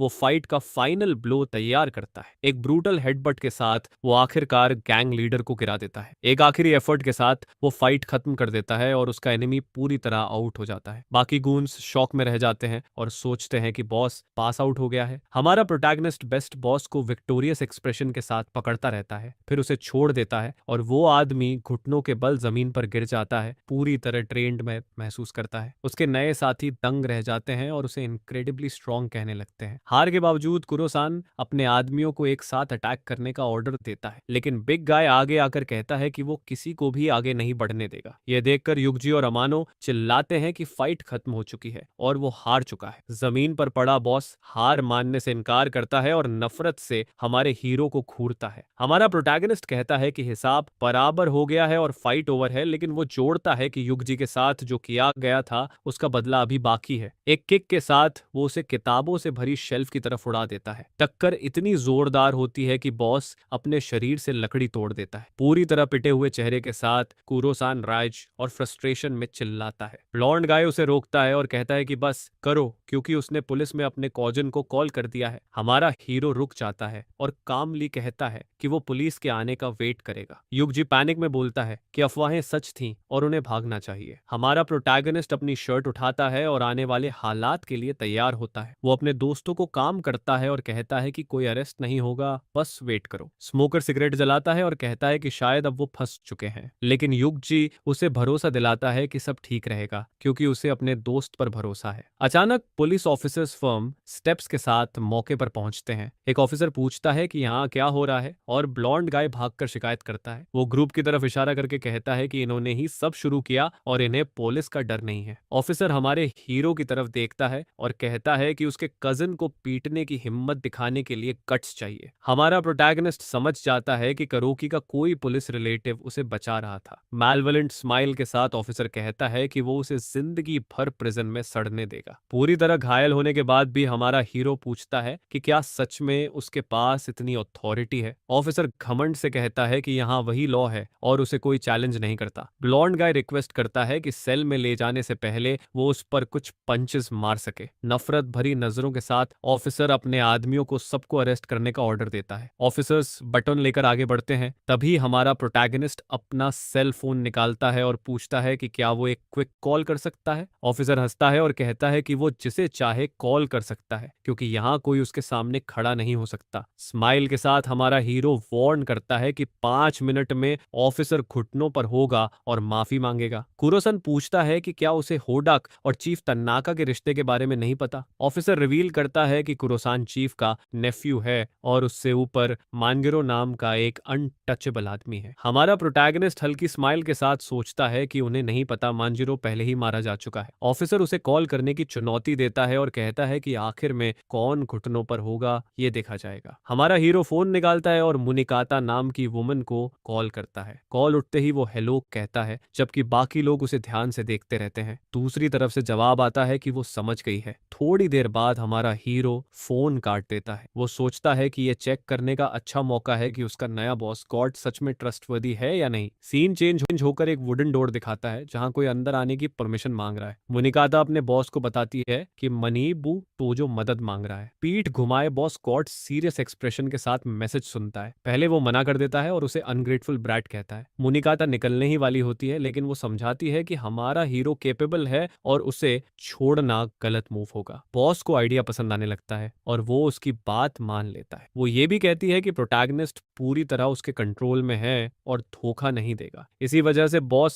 मदद के लिए एग्री करता है लेकिन वार्न करता है कि कर्ज चुकाना पड़ेगा। वापस कॉन्फ्रंटेशन में ऑफिसर ताना मारकर पूछता है कि प्रॉमिस्ड हेल्प कहाँ है। हमारा प्रोटैगनिस्ट सोचता है कि गॉड उसे बचाएगा या सिर्फ इस्तेमाल करेगा। इम्पेशंस में करप्ट ऑफिसर सबको अरेस्ट करने का ऑर्डर देता है। अचानक एक बिग आदमी सामने आता है और एक गार्ड को उसे पकड़ने से रोक देता है। बिग गाय हमारे हीरो के सामने खड़ा होकर ऑफिसर्स को सीरियस नजरों से देखता है। ऑफिसर गुस्से में पूछता है कि क्या उसे पता है पुलिस पर हाथ उठाने वालों का क्या होता है। कुरोसान चिल्लाता है कि रेजिस्ट करना बंद करो क्योंकि वो सब खत्म हो चुके हैं। स्मोकर दोस्त पैनिक में सोचता है कि सब कुछ यहीं खत्म हो गया। उसी पल ऑफिसर का फोन बजता है। वो सरप्राइज्ड लुक के साथ कॉल उठाता है। दूसरी तरफ से आवाज उसे होदाका कहकर डांटती है। ऑफिसर सफाई देता है कि वो बस क्रिमिनल्स को अरेस्ट कर रहा था। आवाज पूछती है कि क्या वो हमारे प्रोटैगनिस्ट की बात कर रहा है। डर के मारे ऑफिसर हकलाता है और कंफर्म करता है कि वही टोजो है। यह सुनकर हमारा हीरो सोचता है कि हालात इंटरेस्टिंग हो रहे हैं। ऑफिसर तुरंत कहता है कि वो उसे अभी छोड़ देगा। कॉल खत्म होते ही उसके चेहरे पर प्योर टेरर दिखता है। कुरोसान कंफ्यूज होकर ऑफिसर से सबको अरेस्ट करने को कहता है लेकिन ऑफिसर पलटकर उसे चुप रहने को कहता है और गालियां देता है। वो कुरोसान को पंच मारता है और चिल्लाता है कि उसने हमारे हीरो को छुआ कैसे। बाकी ऑफिसर्स हमारे प्रोटैगनिस्ट को पैटर्न तक ऑफर कर देते हैं। ऑफिसर माफी मांगता है और कहता है कि ये मिसअंडरस्टैंडिंग थी और असली गुनहगार वही लोग हैं। कोल्ड लुक के साथ हमारा हीरो पूछता है कि क्या ऑफिसर को याद है उसने क्या कहा था। फिर वो कहता है कि घुटनों पर बैठकर माफी मांगो जैसा उसने प्रॉमिस किया था। बिना सोचे करप्ट ऑफिसर घुटनों पर गिर जाता है। घुटनों पर बैठा ऑफिसर अपनी जान की भीख मांगता है और लगातार माफी मांगता रहता है। ये सीन सबको शॉक कर देता है। पिटा हुआ चेहरा लिए वो बार बार सॉरी कहता है। हमारा प्रोटैगनिस्ट उसे कहता है कि अपना कचरा उठाओ और यहाँ से निकल जाओ और दोबारा कभी वापस मत आना। रिलीफ की हल्की स्माइल के साथ ऑफिसर मान जाता है और तुरंत चला जाता है। गैंग बाहर निकल जाती है और